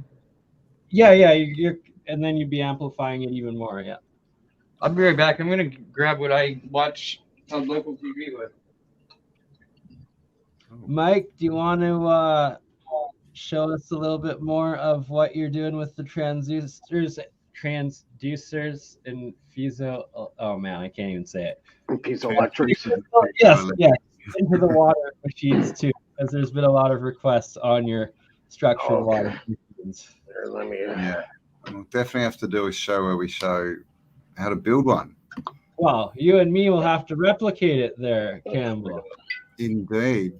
Because I mean, the main thing is just a good stainless steel tub, right? An old urn or something. Yeah, I'm using a stainless steel pot that they use for brewers. Brewers, yeah. So food grade. Like, I don't know how well that. Ooh, So I got the piezos. I got the piezos there, where the blue is. I got 2 of them, and then I got my frequency generator, and that's right now I'm experimenting with a different frequency right now. 5.35 hertz, and the other one is 12 hertz, and that's supposed to help if you have, like, say, bronchitis and lung infections and stuff like that. Because I've had this cough for the last couple of weeks, so I'm trying to fix that. Program the water with it, yeah, right, cool. Yeah. Because that's similar to a Rife machine as well, isn't it? That pump it's a signal generator. Yeah. So. I'm going to send you my PDF on 320 kilohertz from Russian scientist mission. So, adjust this to get the vortex going.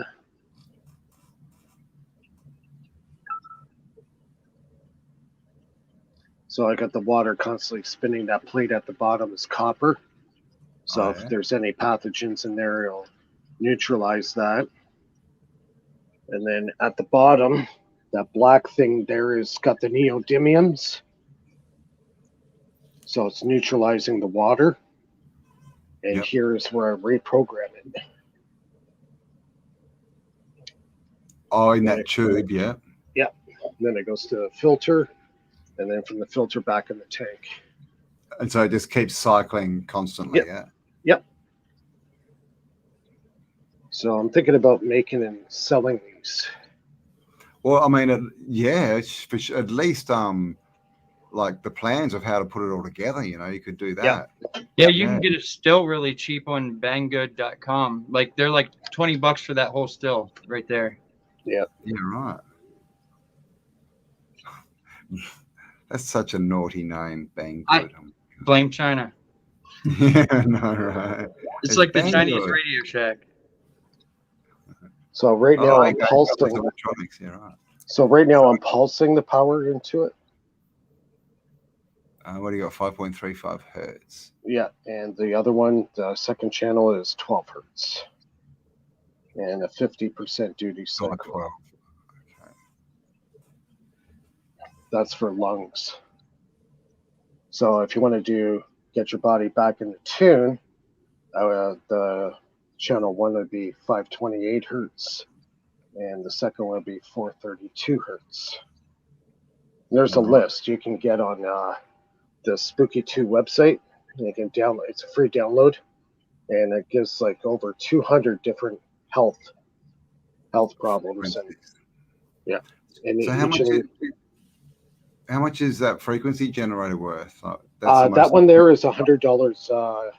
That's not $100. Yeah, $100 Canadian. So you reckon what, $150 or something to build that whole setup?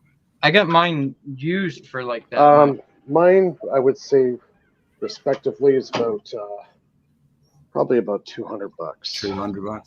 But still, I mean, the ones that they sell, because they are selling things, I mean, probably not as good as yours, and they're like $600 or $800.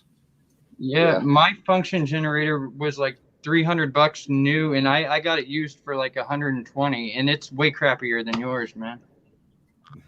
Yeah. So it's hard to put a price tag on it. So, priceless. Your time, right? No, exactly, right? What price can you put on health? There was a question on whether Mike's process is for colloidal silver. His is more on the structured water aspect of it. My electrolysis, I do the colloidal silver, colloidal gold, monoatomic silver, monoatomic gold, and we'll be doing a couple episodes on how to do it yourself. Yeah. And I think we did a half-ass version of it over the first several episodes. Yeah. Did if you go back. We'll get organized this time and actually do it like A real presentation. So yeah, it'd be good to get like a list. This is what you need to buy. This, and then do a proper step-by-step video on it. Don't consume blue, green, and don't drink the blue and green water. Kool-Aid water. Yeah. If it looks like Kool-Aid, don't drink it. Yeah, exactly. White snow only, right? It's got to be white. Yeah. Well, unless you're following a bunch of reindeer and it's near Christmas and you want to have a good night, that's when you eat the yellow snow. And I'll send you my research from the Russians on 320 kilohertz later. I can't find it on. That's the frequency, is it? 320? 320 hertz. There we go. Sorry, my stuff froze up for a second. I think my mom's watching downstairs. Latin root corvus. Oh, she's watching us. Oh, yeah. Better stop swearing, Aaron. Dude. It's okay. His first episode, he was flaunting air guns, trying to get himself swatted. Yeah, now I just got swords all around. No offense. Nice. I need some more swords, man. Someone bloody broke in and stole my swords. I got kicked off Facebook for 30 days because this is in the background of a picture. No, yeah, don't have it on. What the hell? It's a gunblade from Final Fantasy VIII. What does the trigger do? Anything? Nothing in real life. It's just a functional model I got from, I think, Iran or Ukraine, one of them places. It's just for a confused warrior who doesn't know if he wants to shoot a gun or use a sword. Or if they're in a Final Fantasy VII. I've got a few. One of my ones. I've got this, which is from. It's a Gurkha blade. Oh yeah, that's. I love those. You try and steal my stuff again, I'm coming at you with a Gurkha blade, man. But that's an original one, like an antique one. Yeah, you go like Crocodile Dundee on these guys. Yeah, man. Hey, hold that up again real quick. This is. I think that's the exact same one my buddy has. Like, I think. Oh, can you see that? Yeah. Do you have any boomerangs? Oh God, that's crazy. Campbell, do you have any boomerangs? I do somewhere. I love boomerangs. Boomerangs. See this one? Oh man, I think boomerangs are the best. And then, oh yeah. Haha. So yeah, I've got a few little, but it looks like a nice little piece of wood. So, but they're all antiques. I like that, but they're all antique stuff from different parts. I like old antique guns. Yeah, I like the antique stuff. I'm not really.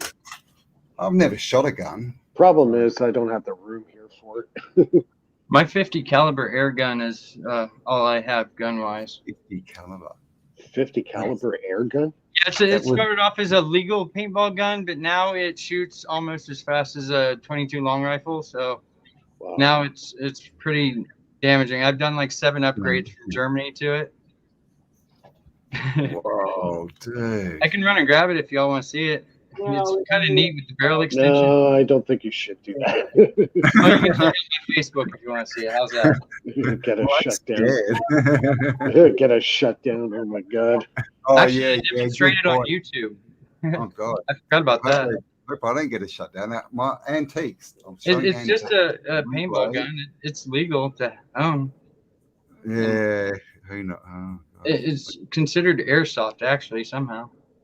Until you get swatted. Anywho, this right here is pure monoatomic zinc, copper, silver, and gold. All 4 of the metals properly turned into the monoatomic plasma state and then combined, and it's been in this this ball here for about a year. So it's like if you produce the monoatomic pure metal plasma elements properly, it will forever stay in that single atom white plasma state. So how do you extract the gold out of it? So I used gold anode and gold cathode and turned a portion of it into this pure white. I used zinc on zinc, I used copper on copper, and then I harvested them and put them all into this. I also have just pure monoatomic gold, just pure monoatomic silver, just pure monoatomic copper, and different reactions, right? But it's like as soon as it starts turning blue or orange, for instance, this one right here, this is copper on copper that has oxidized, and it's nothing changed other than the current going in. And instead of it being the pure white monoatomic, you're creating the oxidized particles, which then are poisonous and give you that heavy metal toxic poisoning. And it was in Sir Isaac Newton's alchemy writings that I first learned of the pure white monoatomic elements, and he states as an alchemical law, all elements can be broken, or metal elements can be broken down into their most basic, he calls it mercurial form. I interpret it now in our new age as molecular form, in that monoatomic state. That's cool. Wow. Anyways, guys, I gotta head out here. It's almost 2 in the morning here. No worries. How can we always get you in the middle of the night? We're gonna have to change this. I useless and delay him for hours. And you're available now. That's the one positive out of that. Yeah. Get my daughter to school tomorrow. Oh no.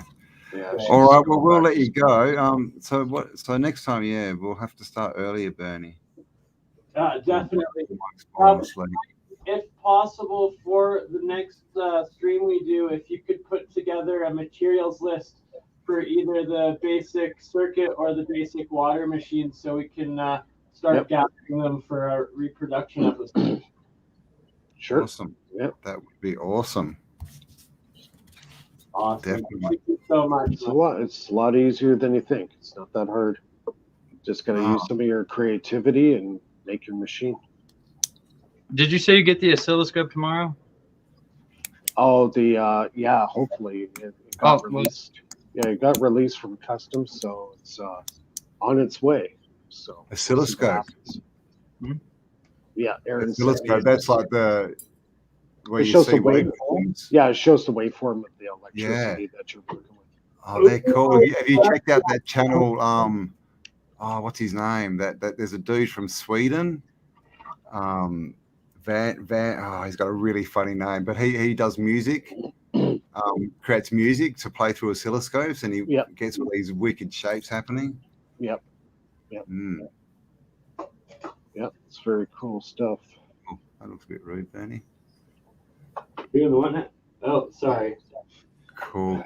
All right, I'm going to run to the toilet too, so thanks for joining us, Mike, and I'll see you next week. Yep, see you guys. Take care. Mate. Take care. Have a good night. Bye. Stay awesome, Mike. Yeah.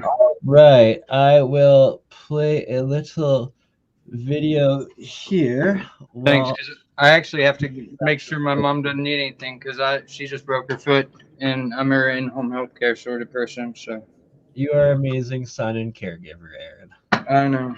That's what I do. She's 72 and won't stay off crazy shit like step ladders. Oh, what? Oh, she keeps trying to do things randomly. Like she'll stay up all night doing something crazy and get on a step ladder or something and just lose her balance. Usually when I'm not here, that's why I don't sleep or leave the house. Usually I gotta balance, my friend. It is key. Well, she has early stages of the thing where you shake, the neurological thing, Parkinson's. Oh, Parkinson. Oh, yeah. Man. So to her, we really got to get you one of these structured water machines. Well, colloidal silver and gold waters. Check it. I got a mission coil, but it's been turned into a giant staff that does the whole room. I got it coming in from Russia right now, and I'm gonna see how that does, since she was able to walk the day after her hip surgery with just the coils I do have now at 320 kilohertz. So, and after this fall, she's been recovering quick. It's just she didn't even go to the hospital this time. She probably should have, but I mean, what do they really do besides pump you full of drugs and make sure your lungs aren't punctured, things like that? But I can do all that. I don't know. Anyhow, I shall return myself. All right. I am just looking for a very, very special video of a type of photoluminescence, but it's photoluminescence happening in, so your star in the jar cavitation in water where the bubbles are producing light by the frequency you're putting in, but it's one where it's going into colloidal silver electrolysis, and it's happening in the center of colloidal plasmoids. And well, it's just something you have to see for yourselves, and something I need to reproduce. Where?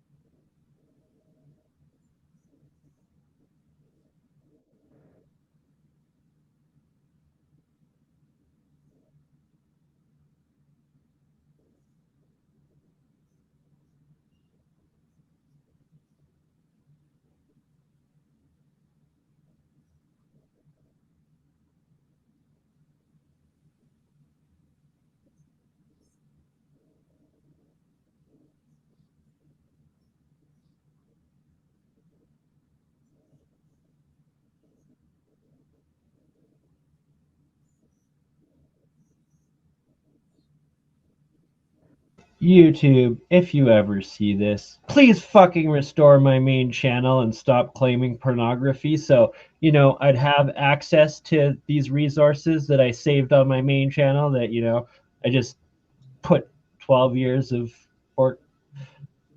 freaking book.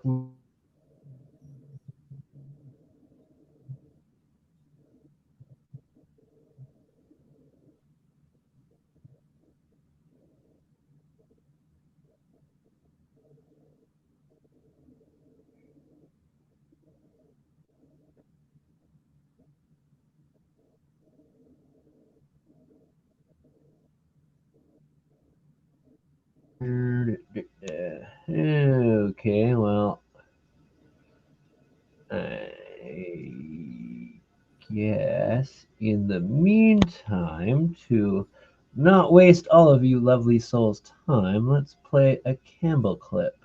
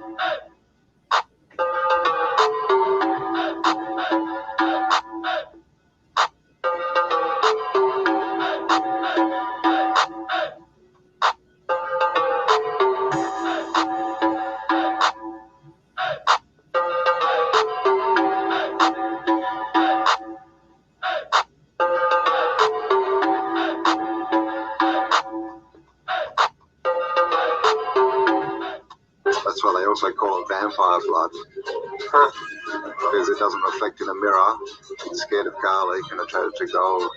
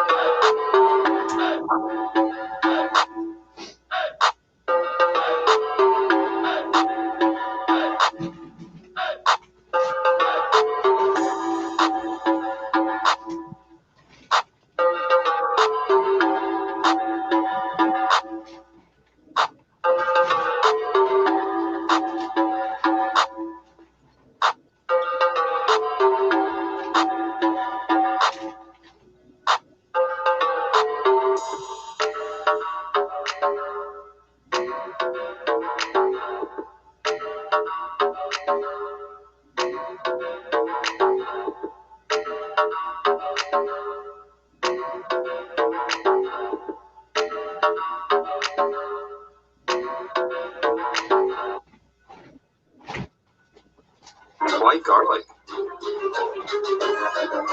Yeah, I don't know, but I think it's something to do with the acids in it. It must be. Is the substance illegal? Oh yeah, pretty much. Like plutonium kind of with it. Yeah, they'll probably take it off you if they don't throw you in jail. Extremely illegal in Russia and the former Soviet Union. Yeah. Same with mercury. The only thing here about mercury, no, it'll kill you. Don't go near it, it'll kill you. They used to be in everything. It's actually that they use these stories so that people won't investigate. Exactly, right? Like, yeah, my dad and his generation in school in the 40s, 50s, like they were handling large amounts of mercury in their like science classrooms, right? And they never had mercury poisoning or anything of the sort. It's when it's oxidized and in the small nanoparticle state that you absorb it, and it can accumulate and become toxic. But any metal just in its metal state is not toxic at all, or in its plasma state, then it's not good for you if you're needing certain plasma fields entered into you.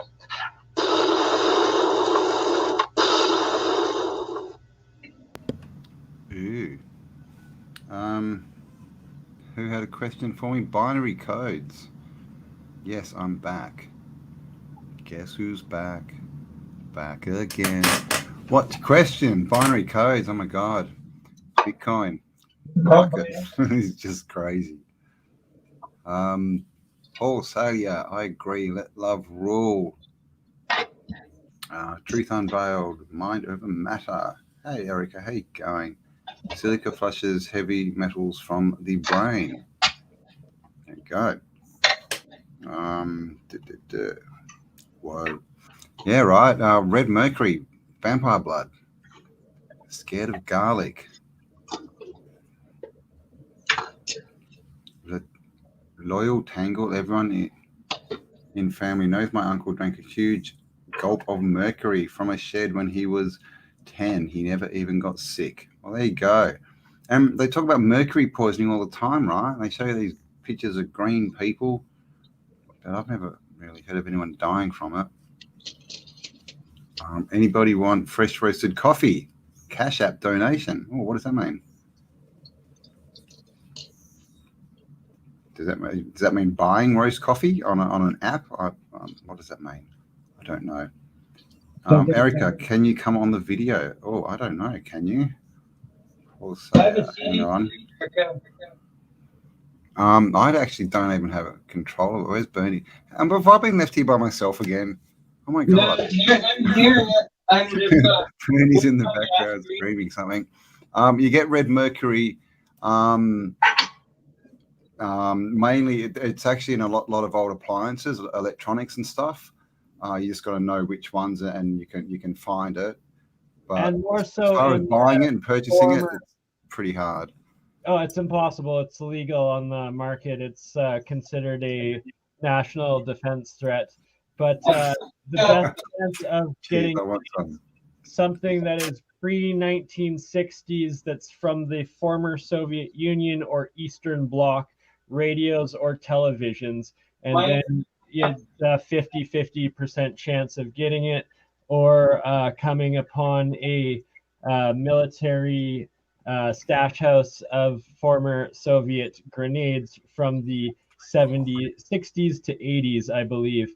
And they have those red mercury grenades, and that's what was displayed in a lot of the video that I just played there. The tube thing there with the pin on the end, that's the ignition of the grenade. Oh, it's a mercury switch. Mercury Yeah. in the middle in it. The ignition switch. Yeah, right. Wow. And it's a science experiment for everybody. This was asked in the chat. Does it work with those old red mercury thermometers? Check it out and see. There's no other way than see, is that real red mercury? Does it repel to garlic? Is it attractive? Get a clove of garlic and whack it on it. Indeed, I never thought about that. Because they're a dime a dozen. Right? Aren't they? A lot of that supposed red mercury isn't mercury at all in those old, old, mid-aged thermometers, and it was red dyed alcohol, not mercury in it. So that's why it's like if it's transparent, that's alcohol with red dye in it. If it can't see through it and it's red, then you might actually have red mercury. That would be cool. So it's 3. I can go about another half an hour, then I've got another chat. I'm here till the end of time. Oh, okay. Well, there you go. That's longer than me. But then again, is that longer than Bernie? I don't know. I don't know. And whose channel would I be on if all of you guys left? You'd be floating out in cyberspace. All of our channels, Aaron. So no more guns, asshole. We're on Facebook, Twitter, and YouTube on multiple of our channels. How many platforms are we on? You can go to my channel too if you want. Like stream on it. I don't care. Well, what are you doing? We're gonna have to. His name's Anubis. What's his name? Anubis. Anubis. Whenever he sits like the Sphinx in his ears, he looks like Anubis. Cool. And Erica, I have this for you. It's interesting. It's music. Cool. And next time, Truth Unveiled, I've got a few other things that I need to cover in this last half hour. I was just going to ask about that. Cool. Yeah. Sure. Erica, we can do one in a couple of days on the full moon. But yeah, I just sort of ended up on here. Bernie me from my phone calls, dragged me on. Good morning, Cam. Come on to the channel. I don't care that you have one chat or interview happening right now and another one happening right after this. I love the way you ask it. It's like, what's your schedule like today? What are you doing? Because I'm live on your channel right now. And I'm like, oh yeah. Like, well, I'm currently live on another interview, and then I got another one in a couple hours. But hey, I could come on for 2 hours. Come on for an hour or two. Why not? And now that you are here, good Cam, to anyone in the chat that, because it pops up probably every 100th message of, I've unsubscribed to Autodidactic because these other users are on it. It's like, nobody's forcing you to watch the extra content that on here. Like Campbell's still doing the straight Campbell content. This is extra content that you could either use your free will to watch or turn off and ignore. Indeed. And to me, it's all connected. It's free energy, right? That's half of Tartaria, right? But yeah, my Auto 2 channel is 100% history. It's got nothing else on it. But this channel, yeah, there's still history going up every week. And as a bonus, you get free energy, and you get to listen to Kelly swear, and you get to listen to me and Lorenzo talk about the mind. So we're turning into a variety channel, I think. New age autodidacticians variety channel. It's breaking my anxiety over being on there, though. What? It's breaking my anxiety about being on, like, in front of people. That and not having the chat open in front of me. That helps. You can't pretending there's no one there. Yeah. Whatever works. Yeah. But I mean, gosh, my first few times I didn't even show my face on a video until my channel was like 6 months old. You ought to see me on Leak Project. Who are you? Show your face. Who are you? I have to go back and see that, Campbell. Yeah, I didn't. It's just because I didn't know how to use the camera. It wasn't, you know. Dude, when you had the other microphone too, you kept like hitting the desk, and my surround sound, like the bass is so loud, it would shake my house every time you'd fumble with something. Like, it was so bad. And I had an old mouse, and every time I clicked, it would go click, and like somebody got so annoyed they sent me a like clickless mouse. Aaron that sent it to you. That's so crazy. Oh, it was you? After. The first time I did it, just got my cover. Campbell. There it is. Thank you very much. The microphone. The microphone. The microphone is what I sent you. Oh, you sent me the microphone. Oh, not the mouse. Yes. Crazy is the very first interview you and me ever did, you had just hooked that microphone up, and you're like, man, it's so crazy. My camera sent me this microphone. I know, right? And I just got this message saying, Joe Biden sent me this money, and I don't really need it, so I thought I'd buy you a microphone. I'm like, wow, thank you. Not just any microphone, you know, like the best. What are they called? Blue. It's a Blue Yeti. It's not the best. Yeti, It was the USB version, but I figured that'd be easier to figure out since it plugs right in the computer. Yeah, I love it. It's awesome. It's even got it's got a little crystal sitting in there, a little bit of amethyst. Beautiful. I love amethyst. Yeah. Sorry. Don't know what it's full of. It's getting programmed with everything I say, so it could be a bit weird. You're mostly positive in love, if not all. One of you guys should figure out who we should give this 2K webcam to. Oh, there you go. I'll keep an ear out. Well, if anyone knows any creators, any new channels that need some better video, cameras, let us know. Thank you. Very generous. Pretty good quality. Like, someone just gave it to me, so I'm spreading the love. Nice, definitely. Well, let us know, guys. Or if if you have a channel and you've got a crap camera, let me know. Exactly. You'll have to send us video evidence of your lack of camera-ness. I need like a super crazy, like thousands or tens of thousands of frames per second one for some of my electrolysis experiments next. Oh, yeah. Nice, fast. What? Someone said give it to... Oh, Gubble. That's right. That's a good point. Double need one? Gubble, yeah, maybe. I'll have to have a chat with him. We're catching up with him soon. He's the one of the originals that we had a chat with. You talking Double O? Oh, no. He's like an Australian original, and he wants to go around and interview all the elders because they're all out in communities, and a lot of them are too old to travel, but they want to get their message and their stories out. So we're going to do another one that I think that what did we raise? I think we've raised about $8,000 so far for Gubble. So he'll be getting a car soon, and we'll set him up, and he's going to go around and document all the old stories before they get That's lost. Amazing, Campbell. That's awesome. I know, right? Game time, right? That was Kelly. I can't tell you. I just end up in these places because I'm surrounded by amazing people. We all are. It's a beautiful. We all are. It's I got one. I end up in these places. Oh, what do you got? Is that a GoPro?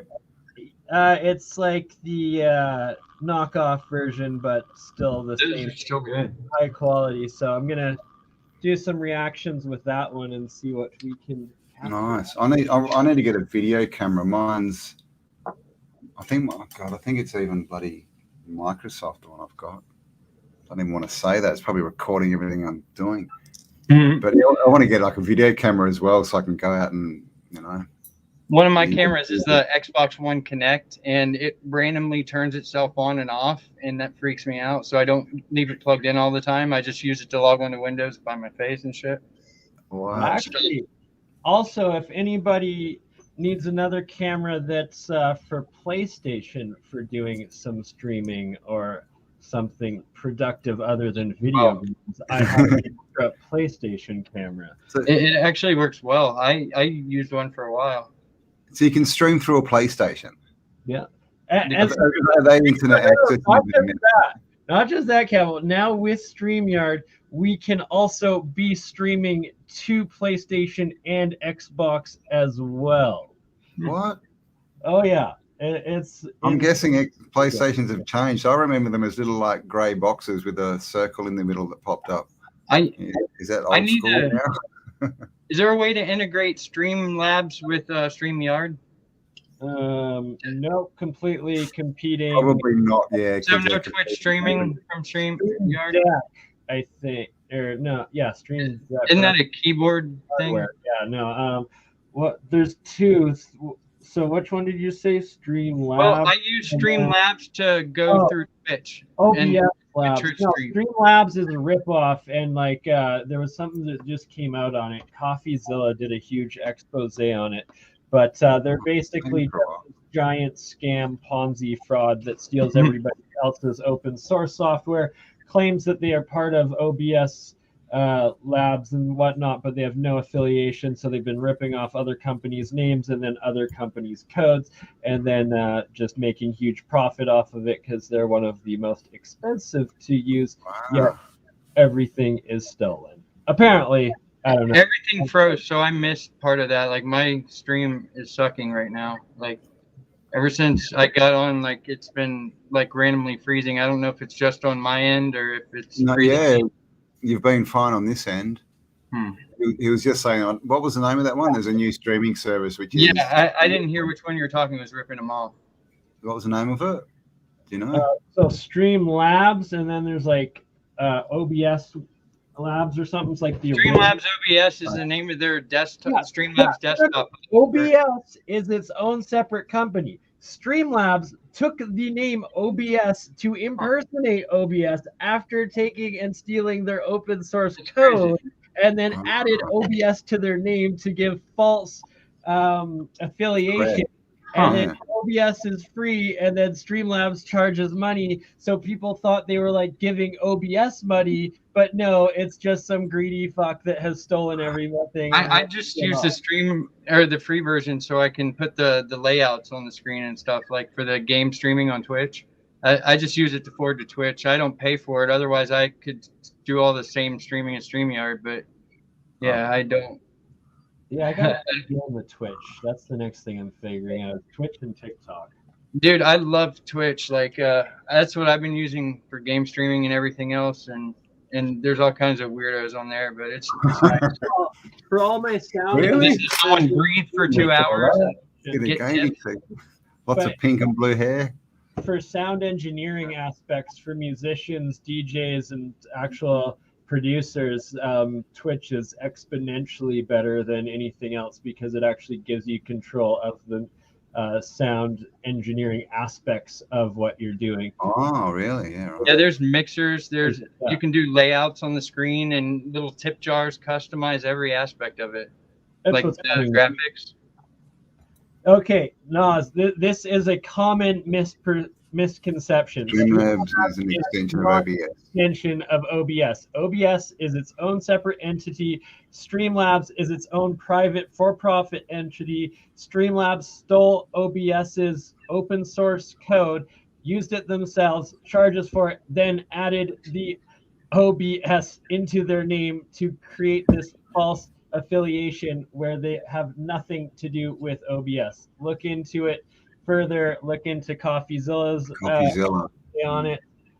He does a much better job. I'm just repeating from memory. Sounds like someone just shot off a shotgun outside, but I'm uninstalling Stream in that honor. Like, God, you convinced me to uninstall it. I'll just use Twitch straight up. It has a free level, just like a StreamYard has a free level, but then there is the paid services. Yeah. Oh, how much did you need for StreamYard? I keep asking that and you never answer. Oh, I think it's like what is it? 20 or 30, yeah, something like that. I think it's $25 a month if you pay monthly, but then it's like $20 if you do all at once. I don't know. I gotta figure that out. Let's see what I can pull up Wednesday. People when they do a free month accidentally. For the month. I've been contributing to damn near everyone else, like in this little project. I mean, in some way, I gave you the mic cam. I feel like it's only fair that I help you stay on, man. Like, have your thing. I'll pay up a couple months or something. I don't care. Oh, thank you, but Dude, that's very generous. But we should be getting free. We should be getting the next 6 months free because they just, I don't know what they did. They've stuffed up completely. We've got one running, but Bernie's is still down, and yeah, I don't know. Anyway, but we'll get there.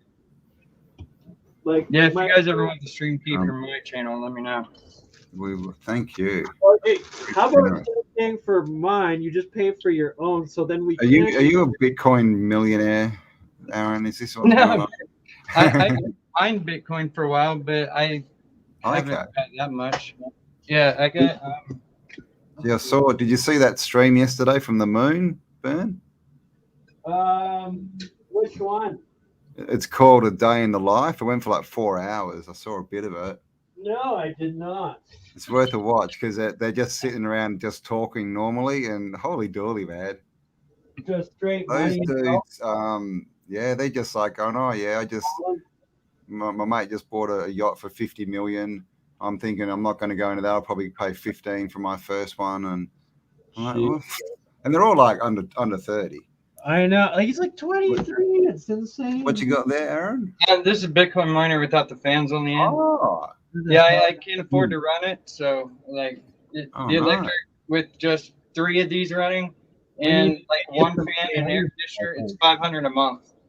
Yeah, and that's less than you make from mining, is it? No, it's what I make from mining plus $20 on your Bitcoin miner, isn't it? How much? I only make $20. Oh, you only make $20 for that 500. Okay. No, I make what I spend on electric. $20. So and it's not worth it. To get you free electricity, so then it's all profit. But you see, if you wait 10 years, you know that could be $200,000. But he has to pay for the electricity. I have to pay for the electricity. I have to maintain the miners, which is a pain in the ass too, and it's expensive. All right, we need to get some free energy devices running so Aaron can start anyone mining. can use their computer, laptop, or desktop and mine for Ethereum with the graphics card. I mean, it's not very much.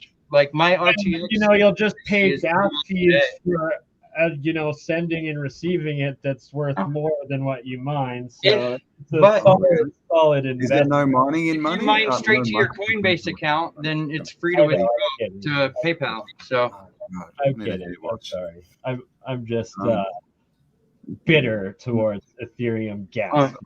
Yeah, I am too. I had to pay like $130 to stake 163 VPAD or something like that the other day. But I mean, it's like 6,000% rewards plus bonuses plus IDO allocation lotteries every time they launch a new company and everything else. So it's worth staking a little bit. But I mean, especially with your helium miners that are 5G broadcasting all over, right? Dude, I only make 20% of what this helium miner makes because I got it for free. It sucks. Ooh, that's not good. Yeah, it sucks. Brain cancer for nothing. No. I agree with Loyal staking, about staking. And that's what I do is staking my crypto. And thank you, Cajun Alaskan, for that very nice comment. See, that's actually why I wanted Mike to help me figure out how to do free energy so that I didn't have to pay for the electric for the Bitcoin miners and that passive. Exactly. That's Yeah, what yeah. I said. It all We'll makes get sense there. now.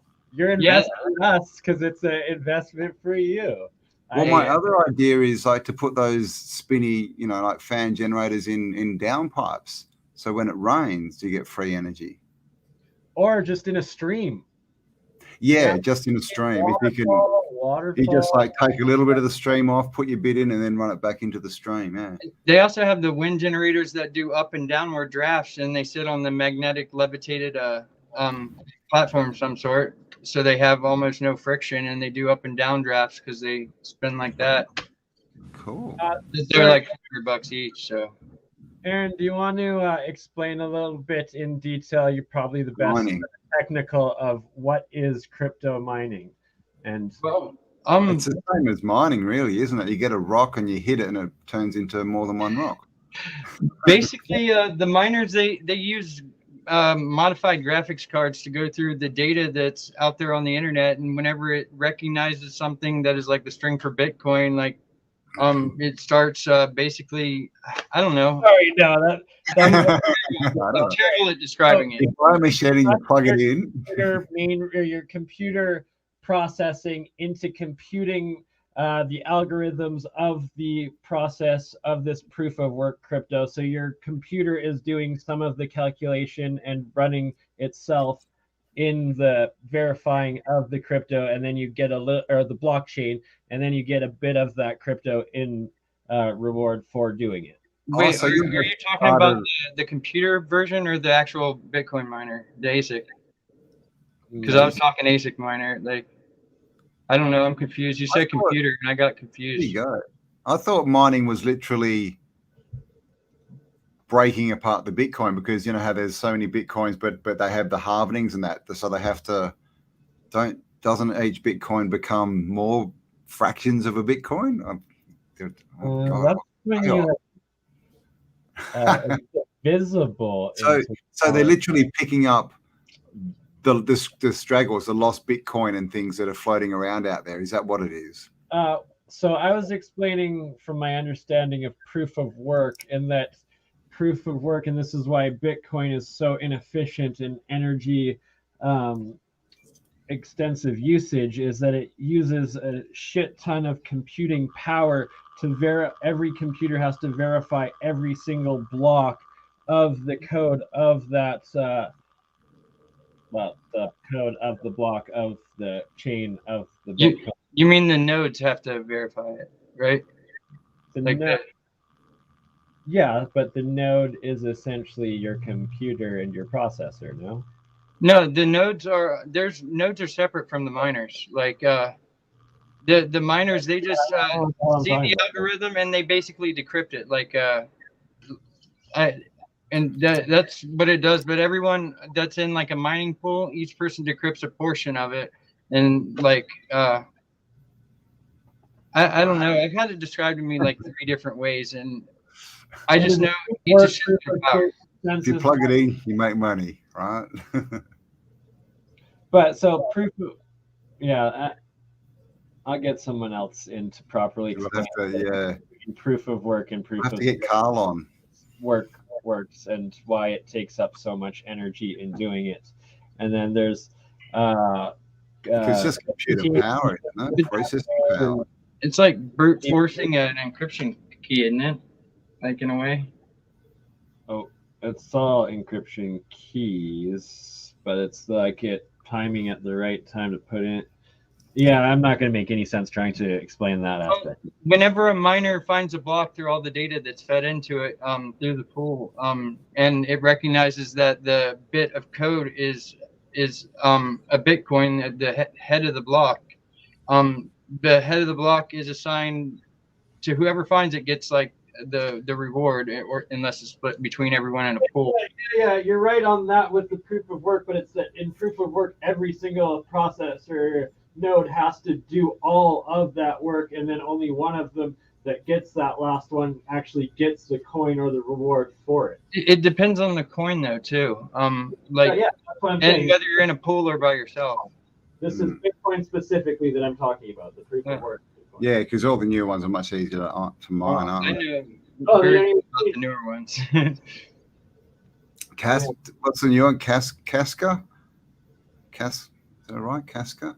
The moon. You know the moon, Carl. He just released his own Bitcoin like 3 days ago. Like Kasha, K-A-S-A, or Kasasha? K-A-S-T-A, Casta. Casta, that's it. Casta.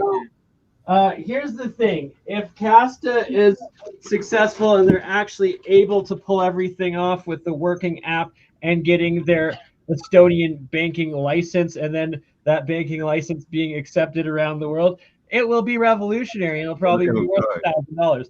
But the chances of them getting their Estonian banking license approved and not shut down by, like the BIS or the SEC or any international criminal cartel,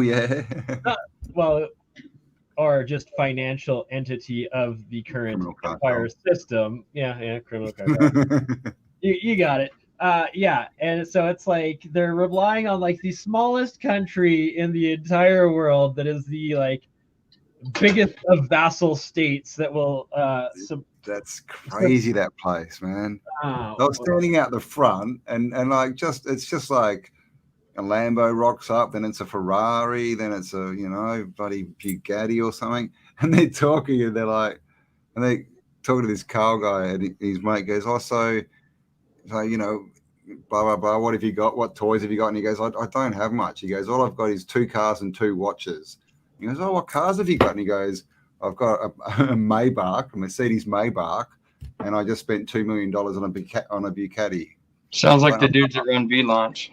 And he's got 2 watches, like one's 150 grand and one's 90 grand or something. And the dude's like, how old is he? 24 or something? He was working in a grocery shop like 4 years ago. He was literally in a grocery shop filling bags and stuff and checkouting. And now he's richer than I thought he was. I thought he was worth a couple of million. That's his own private jet. Like, he owns that jet. It's insane. They were talking to this dude, and he's sitting there, and they're like, so where'd you, blah, blah, blah. And this guy made $100 million in 4 months. He started with $5,000, turned that into $1 million over a few years, and then invested all of that into a crypto and turned it into $100 million in 4 months. It's just like crazy. And they're just sitting there, they're all like bloody 22 years old, man. And it's like if you help Dodge before Elon put in his money. So this is essentially how it works. It's like the original Dodge coin had like $200,000 or $20,000 in its pool of that trillion coins that it was, and then Elon came along and put in his billions of dollars, so it's now billions of Elon's plus $20,000. So anyone that had contributed that small little 20,000, my numbers aren't necessarily, but just for scaling reference, it's like there was 5,000 people that put in that 20,000, or like 100,000 people that put in that 20,000, and then he put in all that billions, and then it's like that's how people that held Dodge ahead of time got that 10,000x gain, and it was just by one massive movement going into it. It's simple. And then it dropped back. Like I saw this one girl, and she said, she lost $1 million in a day. She basically. You can also do that. Like 400 grand to like 1.5 million, and then back to 400 grand in a few days or something. I started to get addicted to gambling. Like, why didn't I know? But it's just craziness, man. But there's money to be made if you're into it. Hey, Bernie, do you have any good experiments I could use this big sheet of copper on? A millimeter and a bunch of 0.5 millimeter sheets coming in. That'd be good for that is exactly what is needed in the HHHH fuel cell. What used to be called HHO. It's actually 4 H's of hydrogen bond. That is the plasmoid. That is the Brown's gas that will give you that over unity. And it's essentially how Stanley Meyer's device work, is you have extremely large surface areas of your anodes and cathodes exposing that electrical frequency, causing the reactions of the electrolysis, but you need to have those sheets very close to each other. This is what Mike was discussing and exposing at the very beginning of the video. And then if you have the plates really close to each other, alternating between anodes and cathodes, or positives and negative plates, with under a centimeter, or you want to try to get it as close theoretically to a Planck's constant distance, but like a millimeter or a centimeter between them, then they won't turn to the hydrogen and oxygen. Instead, it will just produce the plasmoid HHH Brown's gas up, where otherwise the H on the cathode and the oxygen on the anode, the plasmoid hydrogen compound will stay dissolved in the water if they're too far apart. You lost me at Planck's constant. It's very small. A Planck's distance. In our measurable and physical universe. Yeah, it's the shortest. Yeah. Planck at PLN. PLANCK. PLANK, I think it is Planck's distance. Well, I didn't know what Mike was using when he had his plasma globe, and I just assumed it was something metal. I didn't know it was just like silicon, like breadboard, like for chips or whatever to make circuits. So I grabbed a bunch of cheap copper plates off Banggood, and you got that good too. Okay. I have to go check this place out. Oh, I got this stuff from Walmart.com for $20. You could make a pyramid. That's always good. I may have sent it to Bernie and not realized it. I have a little copper pyramid somewhere around here. Oh, here it is. Trying to see my impression? Look, I'm Alistair Crowley. Sorry, someone will screenshot that. Oh, wow, that's almost the same. But yours is cooler because yours has got inscription bits. Mine came from India. Oh, wow. I didn't go there, but some guy in India made it, I guess. This is actually the cap for like an actual like 1.5 meter wood pyramid. Nice. I know. I'm Alistair Crowley, Bob. Yeah.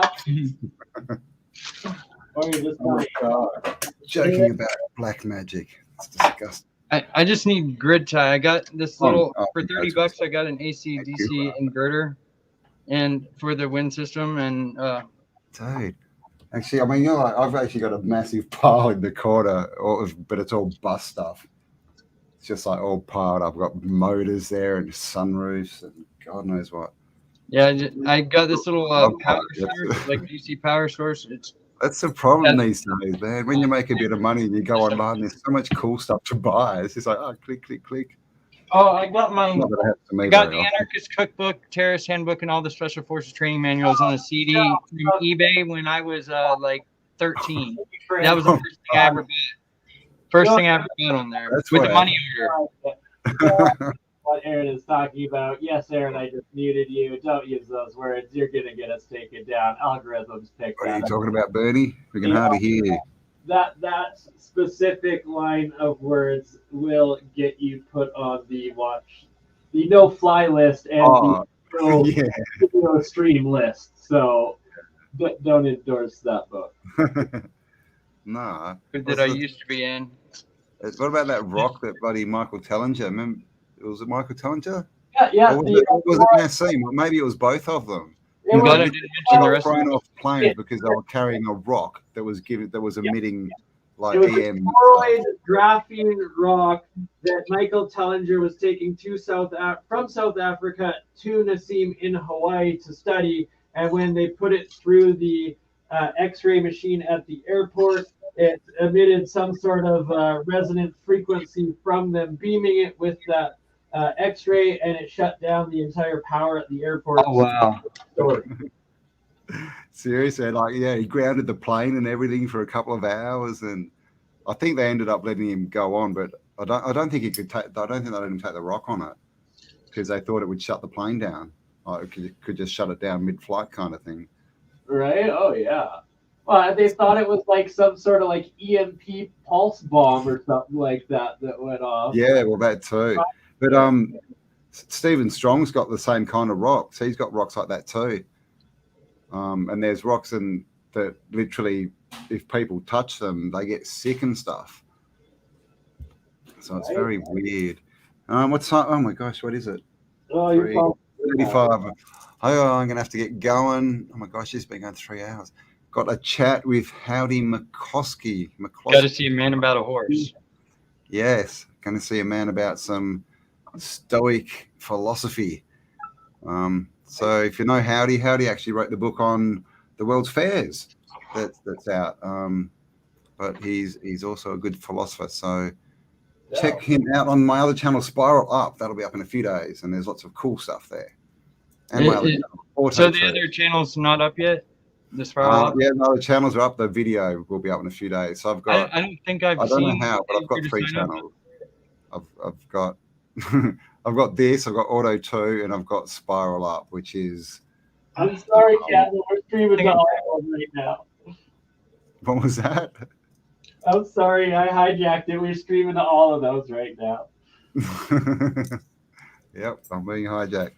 But yes. All right, guys. So I'll leave you two guys to keep chatting, and I'll talk to all you amazing people in chat soon. Sorry I didn't get to talk to many of you.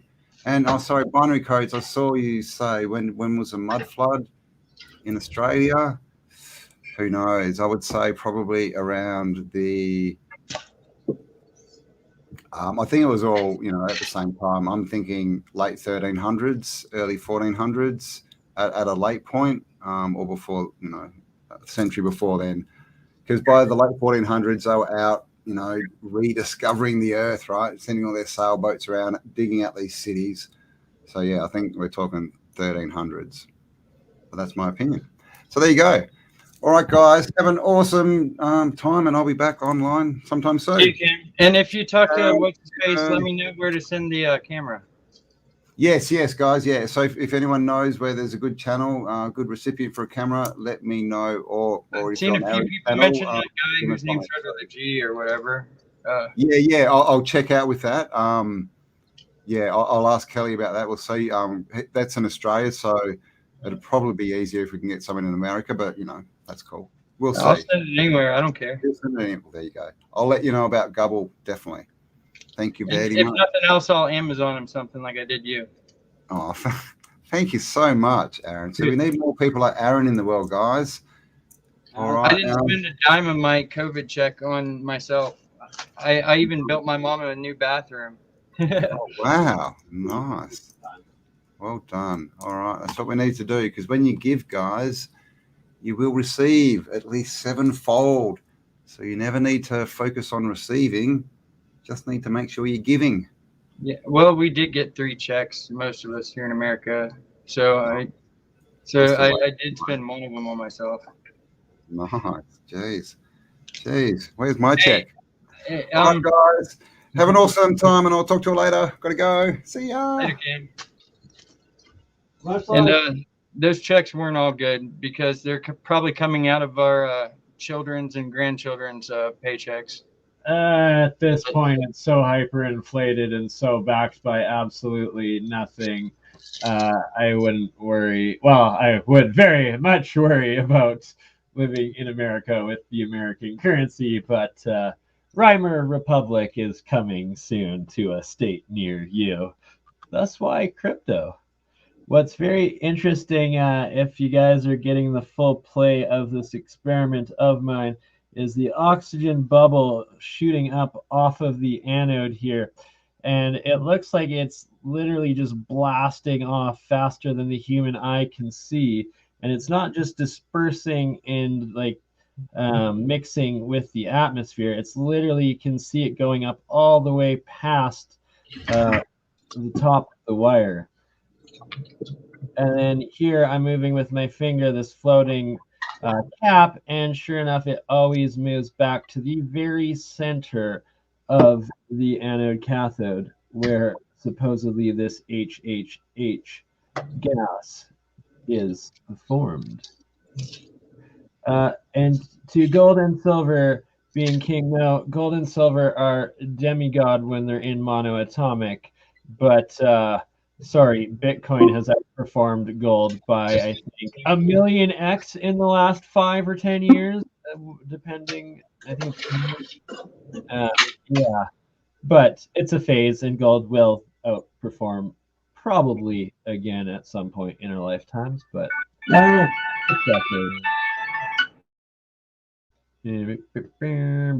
I needed to find Bluey Energy. What the hell? That's the one I was gonna show. Bluey Energy. Come on.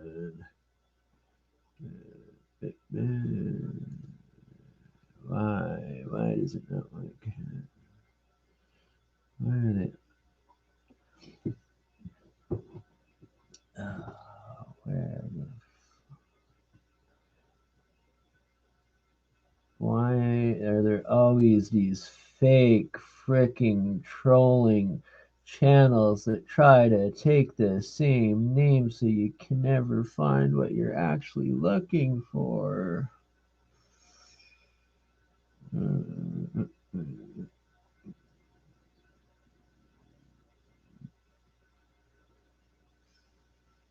Depressed Bluey Energy. I shouldn't be laughing, poor person. Don't be depressed. What the hell is all this Bluey Energy? What the man? I just thought it was one person's name, but apparently there's a whole subject of some sort of energy being Bluey Energy. Probably my guess, and hopefully, if they know what the hell they're doing, has something to do with my whole theory on UV blue purple cold electricity and it being that type of energy and electricity as opposed to the infrared hot wasteful electricity that we currently use. Oh my god, though. What? I want my channel back so I can find what I'm looking for. Sorry, people. I'm ranting and need to go to bed because I didn't sleep last night. Because when I was going to bed at like 5 in the morning, I went to check my crypto wallet app on my phone, and then it was deleted and it doesn't exist. And now I'm supposed to. Well, I have 2 of the seed or the seed phrases out of 3 of the MetaMask wallets, so they're good. But the third one I only have the private key for, and for some reason it's not restoring, so I might have lost $1,200. So yay, that's a fun one. What? How many channels can be called Bluey Energy and not be the actual 45,000 subscriber channel that I'm looking for? Oops. This is ridiculous. Has anybody else ever seen the like white fat hippie dude from like the Midwest called Bluey Energy channel that can send the link? With the exception of the name that describes like half of Midwest. Thus the name Bluey Energy from there, because all the Bluey Energy channels I see are like from India or Danchozi Dap,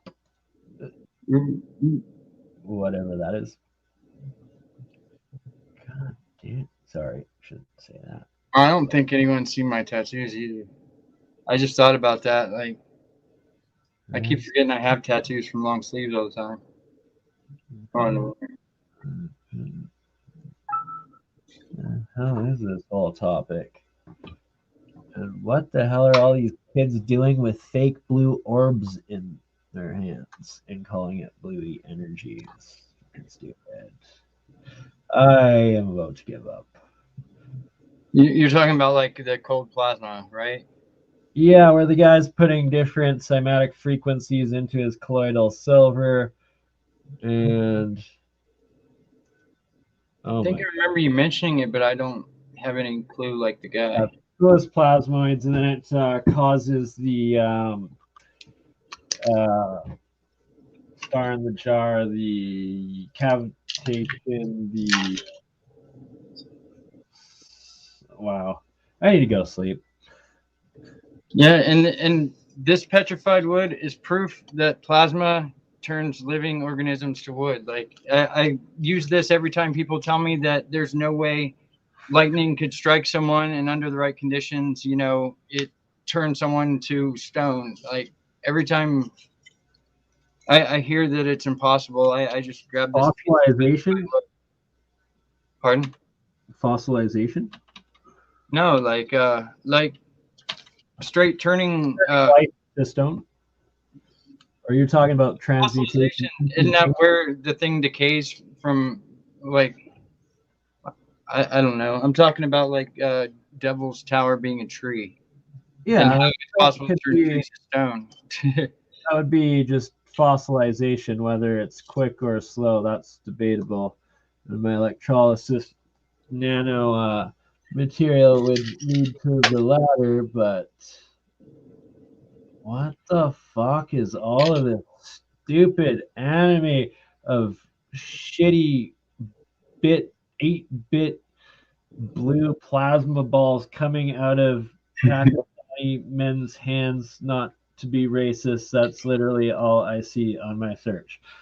Bernie, you should launch an NFT through launchmynft.com. No, I'm launching my own NFT clean, and it's going through going to be with Meta Martians and a playable game and doing a whole line of it. I feel you.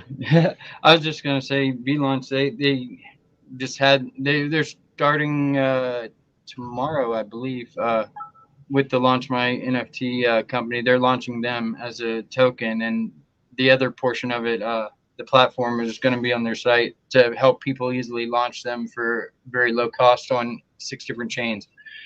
Nice.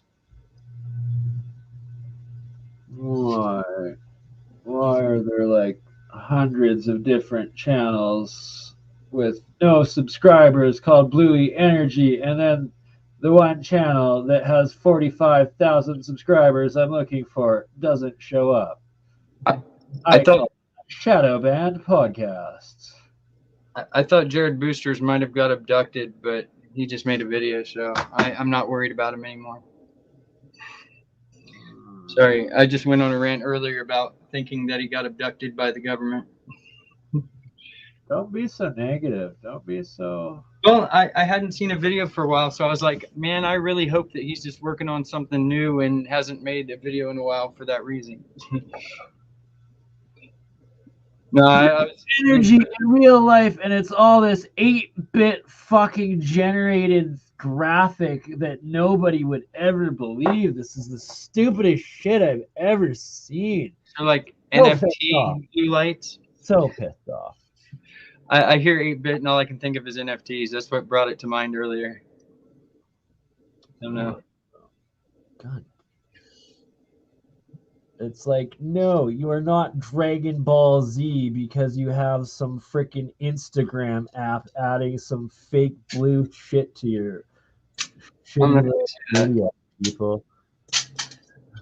I love Dragon Ball Z. I still watch Dragon Ball Super. Sometimes. Very nice. Oh, it's not plugged in. I must have ate a retard sandwich. Got a case of the dumbass.